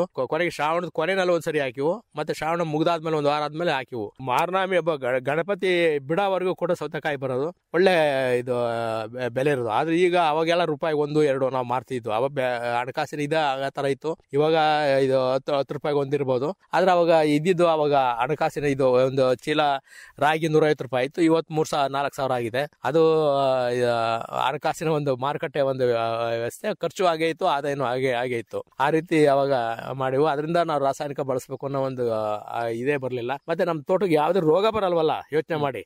ಮತ್ತೆ ಬೆಳೆಗಳ ಜೊತೆನಲ್ಲಿ ಮಾತಾಡಬೇಕು, ಅದು ಬಹಳ ಮುಖ್ಯ. ಈಗ ನೋಡಿ ನಮ್ಮ ಮನೆಯವರು ಮನೆ ಹಿಂದ್ಗಡಲ್ಲೇ ಒಂದಷ್ಟು ಗಿಡಗಳು ಹಾಕೊಂಡಿದ್ದಾರೆ. ಆ ಗಿಡಕ್ಕೆ ಒಂದು ಎಲೆ ತೂತ ಬಿದ್ದಿತ್ತು. ಅವಾಗ ನೋಡಿ ಇದಕ್ಕೆ ಒಂದು ಹುಳ ಬಿದ್ದಿದೆ, ಈ ಹುಳ ನೋಡ್ರಿಂದ ಅದು ಎಲೆ ತಿನ್ನೋ ಹುಳ. ಇಲ್ಲಿ ಬಂದು ನಾನು ಇದು ನೋನಿ ಗಿಡದಲ್ಲಿ ನೋಡ್ತೀನಿ, ಅದೇ ಹಸುಳ ದಪ್ಪ ಹುಳ ಎಲೆ ತಿಂದು ಉದುರಿಸಿತ್ತು. ಅವಾಗ ಆ ಹುಳ 2 ಹುಳ ಇದ್ದು 2 ಹುಳನೂ ಇದು ಚಚ್ಚಾಗ್ತದೆ. ಈ ರೀತಿ ಬೆಳೆಗಳು ನೋಡ್ತಾ ಇರ್ಬೇಕು ಪ್ರತಿ ದಿವಸನೂ. ಬೆಳೆಗಳ ಜೊತೆ ಮಾತಾಡುವಂತಾರಲ್ಲ, ಅದು ಪ್ರತಿ ದಿವಸ ಹೋಗಿ ಆ ಗಿಡದ ಮುಂದೆ ನಿಂತ್ಕೊಂಡು ಬಾ ನೋಡಿರಂತೆ. ಒಂದ್ ಗಿಡಕ್ಕೆ ಹೋಗ್ಲೇಬೇಡಿ, ನೋಡಿ ಅದ್ರ ಬೆಳವಣಿಗೆ ಎಷ್ಟು ಮಟ್ಟಿಗೆ ಇರುತ್ತೆ ನೀವೇ ಯೋಚನೆ ಮಾಡಿ. ಈ ರೀತಿ ಬೆಳೆಗಳ ಸಂಪರ್ಕ ಆ ತರ ಇರ್ಬೇಕು. ಎದ್ರೆ ಬಿದ್ರೆ ಅವನಿಗೆ ಊರಲ್ಲಿ ಇವತ್ತು ಆಡ್ಕೊಂತಾರೆ, ಅವನೇನ ಬೆಳಿಗ್ಗೆ ಬಂದ ಅಂದ್ರೆ ಮನೆ, ಹೋದ ಅಂದ್ರೆ ತೋಟ ಅಂತ ಹೇಳ್ತಾರೆ. ನನಗೆ ನೆಮ್ಮದಿ ಸಿಕ್ಕಿರೋದೇ ಇಲ್ಲಿ. ನಮಗೆ ಯಾರು ಈಗ ನಮ್ಮ ಮನೆಯಲ್ಲೇ ಕಾವಲಿ ತೂತ ಆಗಿದ್ರೆ ಇನ್ನೊಬ್ರು ದೋಸೆ ತೂತ ಯಾಕೆ ಎಣಿಸ್ಬೇಕು? ಅದರಿಂದ ನಮ್ಮ ನಾವು ಯಾರಿಗೆ ತೊಂದರೆ ಮಾಡಿದ್ರೆ ಅನುಕೂಲ, ಬೇರೆಯವ್ರಿಗೆ ಉಪಕಾರ ಮಾಡಿದ್ರು ಕೂಡ ಬೇರೆಯವ್ರಿಗೆ ಮನಸ್ಸಲ್ಲೂ ಕೂಡ ನೀವು ಕೆಟ್ಟದ ಎಣಿಸ್ಬೇಡಿ. ಬೇಕಾದ್ರೆ ನೀವು ಯೋಚನೆ ಮಾಡ್ಬೇಕು, ಸುಮ್ಮನೆ ಮನಸ್ಸಲ್ಲಿ ಅವನಿಗೆ ಕೆಟ್ಟದ್ ಮಾಡ್ಬೇಕು ಅಂತ ಯೋಚನೆ ಮಾಡಿ. 2 ದಿವಸದಲ್ಲಿ ನಿನಗೆ ಆಗಿರುತ್ತೆ. ನಮಗೆ ಅಷ್ಟೊಂದು ಸೂಕ್ಷ್ಮತೆ ಇದೆ ಜೀವನದಲ್ಲಿ. ಅದೇ ರೀತಿ ವ್ಯವಸಾಯದಲ್ಲೂ ಕೂಡ ನಾವು ಎಷ್ಟು ಸೂಕ್ಷ್ಮತೆ ವಹಿಸಿರೂ ಕೂಡ ಅಷ್ಟು ನಾವು ಏಕಾಗ್ರತೆಯಿಂದ ಓದಷ್ಟು ಅದು ಹೊಸ ವಿಷಯಗಳು ಸಿಗ್ತಿರ್ತವೆ. ಒಂದು 4 ಗರಿ ಹಾಕಿರ್ತಾರೆ, ಆ ಗರಿ ಎಳೆರಿ ಎಷ್ಟು ಹುಳ ಇರ್ತವೆ, ಜೀವರಾಶಿಗಳು ಎಷ್ಟು ಇರ್ತವೆ. ಆ ಜೀವರಾಶಿಗಳಿಗೆಲ್ಲ ಭೂಮಿ ತಾಯಿ ಆಶ್ರಯ ಕೊಟ್ಟವಳೆ. ನೀವು ನನ್ನ ಬದುನಲ್ಲಿ ನೀವು ಇವತ್ತು ಬಂದು ನೀವು ಗುಂಡಿ ತೆಗೀರಿ, ಬಾಳೆ ಗುದ್ಲಿನ ಗುಂಡಿ ತೆಗಿಬಹುದು, ಅಷ್ಟು ಮೃದುವಾಗಿದೆ. ಅದರಿಂದ ಭೂಮಿನಲ್ಲಿ ಅನೇಕ ಕೋಟ್ಯಾಂತರ ಜೀವಿಗಳಿದಾವೆ. ಆ ಜೀವಿಗಳು ಬದುಕೋದಕ್ಕೆ ಬಿಡಿ, ಅವಾಗ ಮಣ್ಣು ಚೆನ್ನಾಗಾಗುತ್ತೆ, ನಿಮ್ಮ ಬೆಳೆನೂ ಚೆನ್ನಾಗಾಗುತ್ತೆ, ನೀವು ನೆಮ್ಮದಿಯಾಗಿರ್ತೀರ. ಇದಕ್ಕಿನ ಬೇಕಾ? ಬಸವರಾಜಪ್ಪ ಅವರೇ, ಒಟ್ಟಾರೆ ಕೃಷಿ ಏನನ್ಸುತ್ತೆ? ನೆಮ್ಮದಿ ಆಗಿದ್ದೀರಾ? ಹೆಂಗೆ? ನನ್ನಷ್ಟು ದೇವ್ರು ಸಾಕು, ಇಷ್ಟು ನೆಮ್ಮದಿ ಕೊಟ್ಟಿದ್ರಲ್ಲ, ಇಷ್ಟು ಸಾಕು ನನಗೆ. ನಾನು ನಿಜವಾಗ್ಲೂ ನೌಕರಿಗೆ ಏನಾರು ಹೋಗಿದ್ರೆ ಅನೇಕ ಜನ ನನ್ನ ಸ್ನೇಹಿತರು ನನಗೆ ಅಂತ ಕಾಯಿಲೆ ಇಂಥ ಕಾಯಿಲೆ ಏನೆಲ್ಲ ಹೇಳ್ತಾರೆ. ನನಗೆ ಸದ್ಯ ಈ ಮಂಡಿ ಏಟು ಬಿದ್ದರಿಂದ ಮಂಡಿ ನೋವು ಒಂದು ಬಿಟ್ರೆ ನನ್ಗೆ ಯಾವುದೇ BP ಶುಗರು ಯಾವ್ದು ಏನೂ ಇಲ್ಲ. ಇದಕ್ಕಿನ ಬೇಕಾ? ಯೋಚನೆ ಮಾಡಿ. ಇವತ್ತು ನಾನು 72 ವರ್ಷ, ನಾನು ಇಡೀ ತೋಟನಲ್ಲಿ ನಾನು ಒಬ್ಬನೇ ನಿರ್ವಹಣೆ ಮಾಡ್ತಿದ್ದೀನಿ. ಇದಕ್ಕಿನ ಬೇಕಾ? ಯೋಚನೆ ಮಾಡಿ. ಎಷ್ಟು ಎಕರೆ ತೋಟ ಇರೋದು? 5 ಎಕರೆ 31 ಗುಂಟೆ. ಅಷ್ಟನ್ನು ನೀವೇ ಮಾಡ್ತೀರಿ? ಅಷ್ಟನ್ನು ಕೂಡ ನಾನೇ ಮಾಡ್ತೀನಿ. ಇದಕ್ಕಿನ ಬೇಕಾ? ಯೋಚನೆ ಮಾಡಿ. ಯಾರನ್ನು ಕೃಷಿ ಕಾರ್ಮಿಕರನ್ನು ಕರ್ಕೊಳ್ಳಲ್ಲ. ಕಾಯಿ ಕಿತ್ತಾಗ ಮಾತ್ರ ನಾನು ಕೊಬ್ಬರಿ ಸುಳಿಯೋದಕ್ಕೆ ಮಾಮೂಲಿಗೆ ತಗೋಬೇಕಲ್ಲ, ಅದನ್ನ ತಾಂತೀನಿ ಹೊರತು ಇನ್ನು ಉಳಿದಂತೆ ಗೊಬ್ಬರ ಹಾಕೋದಕ್ಕೆ ಎಲ್ಲ ಪ್ರತಿಯೊಂದು ನಾನೇ ಮಾಡ್ತೀನಿ. ಹಾಗಾಗಿ ನಿರಂತರವಾಗಿ ಈಗ ಒಂದೇ ಕಡೆ ಇರೋದ್ರಿಂದವ ನನಗೆ ಬಹಳ ಸುಲಭ ಆಗಿದೆ. ಮತ್ತೆ ನನಗೆ ಅಷ್ಟೇ ಒಡನಾಟ ಇದೆ, ಅಷ್ಟೇ ಆದಾಯ ಇದೆ. ಅದ್ರ ಭೂಮಿ ತಾಯಿ ಚೆನ್ನಾಗಿ ಇಟ್ಟಿದ್ದಾಳೆ ನೋಡಿ. ಮಾರ್ಚ್ 12ನೇ ತಾರೀಕು ನಂದು ಸಹಜ ಬೇಸಾಯ ಹೆಜ್ಜೆ ಗುರುತು ಅಂತ ಒಂದು ಪುಸ್ತಕ ಬಿಡುಗಡೆ ಆಯಿತು. ಇಕ್ರಾ ಸಂಸ್ಥೆ ನನಗೆ ಸಾಕಷ್ಟು ಬೆಳವಣಿಗೆ ಮಾಡೋದಕ್ಕೆ ಅದೊಂದು ಅನುಕೂಲ ಆಯಿತು. ಇಕ್ರಾ ಸಂಸ್ಥೆ ವಿ ಗಾಯತ್ರಿ ಮೇಡಮ್ಮ ಮತ್ತೆ ಬಾಬು ಅವರು ಹಿಂದೆ ಕೊಟ್ಟೂರು, ನೀವು ಬಳ್ಳಾರಿ ಜಿಲ್ಲೆ ನೋಡಿದಿರಲ್ಲ, ಬಹಳ ಕನಿಷ್ಠ ಮಳೆ, ಅಲ್ಲಿ 8,000 ಕುಟುಂಬ ಆ ಸಂಸ್ಥೆ ಹಿಂದಿದ್ದಾರೆ. ಇವತ್ತು ಸರ್ಕಾರ ಒಂದ್ಸರಿ ಅವ್ರ ಕಡೆ ಕಣ್ಣು ಬಿಟ್ಟು ನೋಡ್ಬೇಕು. ಅವರು ಸಮಗ್ರ ಬೆಳೆ ಬೆಳಿತಾರೆ. ಮತ್ತೆ ಇಂದಿನ ನಾಟಿ ಈರುಳ್ಳಿ ಅದು ಅಷ್ಟು ಹುಲಸಾಗಿ ಬೆಳಿತಾರೆ. ಮತ್ತೆ ಅವರು ಸಮಗ್ರ ಬೆಳೆ ಪೂರ್ತಿ ಬಹುಬೆಳೆ ಬೆಳೆದಿಂದ ಅಷ್ಟೊಂದು ಅದು ಎಲ್ಲ ಪೂರ್ವ ತಳಿಗಳು, ಯಾವುದೇ ಈ ಸುಧಾರಿತ ತಳಿ ಇರ್ಬೋದು, ರಾಸಾಯನಿಕ ತಳಿ, ಇದು ಹೈಬ್ರಿಡ್ ತಳಿಗಳನ್ನ ಅವರು ಉಪಯೋಗಿಸಿಲ್ಲ. ಹಾಗಾಗಿ ಜವಾರಿ ತಳಿಗಳು ಪೂರ್ತಿ ಬೆಳೀತಿದ್ದಾರೆ. ಅವ್ರಿಗೆ ಅಷ್ಟೇ ಮಾರ್ಕೆಟ್ ಇದೆ. ಅವರು ಇರತಕ್ಕೆ ಅವರು ಮಾರ್ಕೆಟ್ ಹುಡುಕಿ ಬರ್ತಿದೆ. ಆ ರೀತಿ ನಾವು ನೈಜವಾಗಿ ವ್ಯವಸಾಯ ಮಾಡಿದ್ದೆ ಆದ್ರೆ ಎಲ್ಲಾ ರೀತಿ ನೆಮ್ಮದಿಯಿಂದ ಇರ್ಬೋದು ಅಂತ ನಾನು ಹೇಳ ಬಯಸ್ತೀನಿ. ಈಗ ನಿಮ್ಮ ತೋಟ ನೋಡ್ಬೇಕು ಅಂತ ಹೇಳಿದ್ರೆ, ನಿಮ್ಮನ್ನ ಸಂಪರ್ಕ ಮಾಡ್ಬೇಕು ಅಂತ ಹೇಳಿದ್ರೆ ಹೇಗೆ ಬರೋಂಥದ್ದು? ತಿಳಿಸುವಂತದ್ದು ನಮ್ಮ ಕೇಳುಗರು? ಅಲ್ಲ, ನಮಗೆ ನೀವು ನಂದು ಮೊಬೈಲ್ ಸಂಖ್ಯೆ 94 82 11 85 87 ಇದಕ್ಕೆ ಒಂದು ಕರೆ ಕಳಿಸಿ ಇಂಥ ದಿವಸ ಬರ್ತೀವಿ ಅಂದ್ರೆ ನಾನು ಅವತ್ತ ಇರ್ತೀನ ಇರಲ್ಲ ಯಾವ್ದು ಹೇಳ್ತೀನಿ, ನೀವು ಬಂದು ಸಂಪರ್ಕ ಮಾಡಬಹುದು. ನಿಮ್ಮ ಸಂಪರ್ಕ ಸಂಖ್ಯೆ ಇನ್ನೊಂದ್ಸರಿ ಹೇಳಿ. 94 82 11 85 87. ಒಳ್ಳೆಯದು ಬಸವರಾಜಪ್ಪ ಅವರೇ, ಇವತ್ತಿನ ಕಾರ್ಯಕ್ರಮದಲ್ಲಿ ನಿಮ್ಮ ಸಮಗ್ರ ಕೃಷಿಯಲ್ಲಿನ ಅನುಭವಗಳನ್ನ ಬಹಳ ವಿವರವಾಗಿ ನಮ್ಮ ಕೇಳುಗರೊಂದಿಗೆ ತಾವು ಹಂಚಿಕೊಂಡ್ರಿ. ಧನ್ಯವಾದಗಳು. ನಮಸ್ಕಾರ. ನಮಸ್ತೆ. ಇದುವರೆಗೆ ಸಮಗ್ರ ಕೃಷಿಯಲ್ಲಿನ ಅನುಭವ ಕುರಿತಂತೆ ಚನ್ನರಾಯಪಟ್ಟಣ ತಾಲೂಕು ಸಂತೇಶಿವರದ ಪ್ರಗತಿಪರ ಕೃಷಿಕ ಬಿ ಬಸವರಾಜು ಅವರೊಂದಿಗಿನ ಸಂದರ್ಶನ ಕೇಳಿದಿರಿ.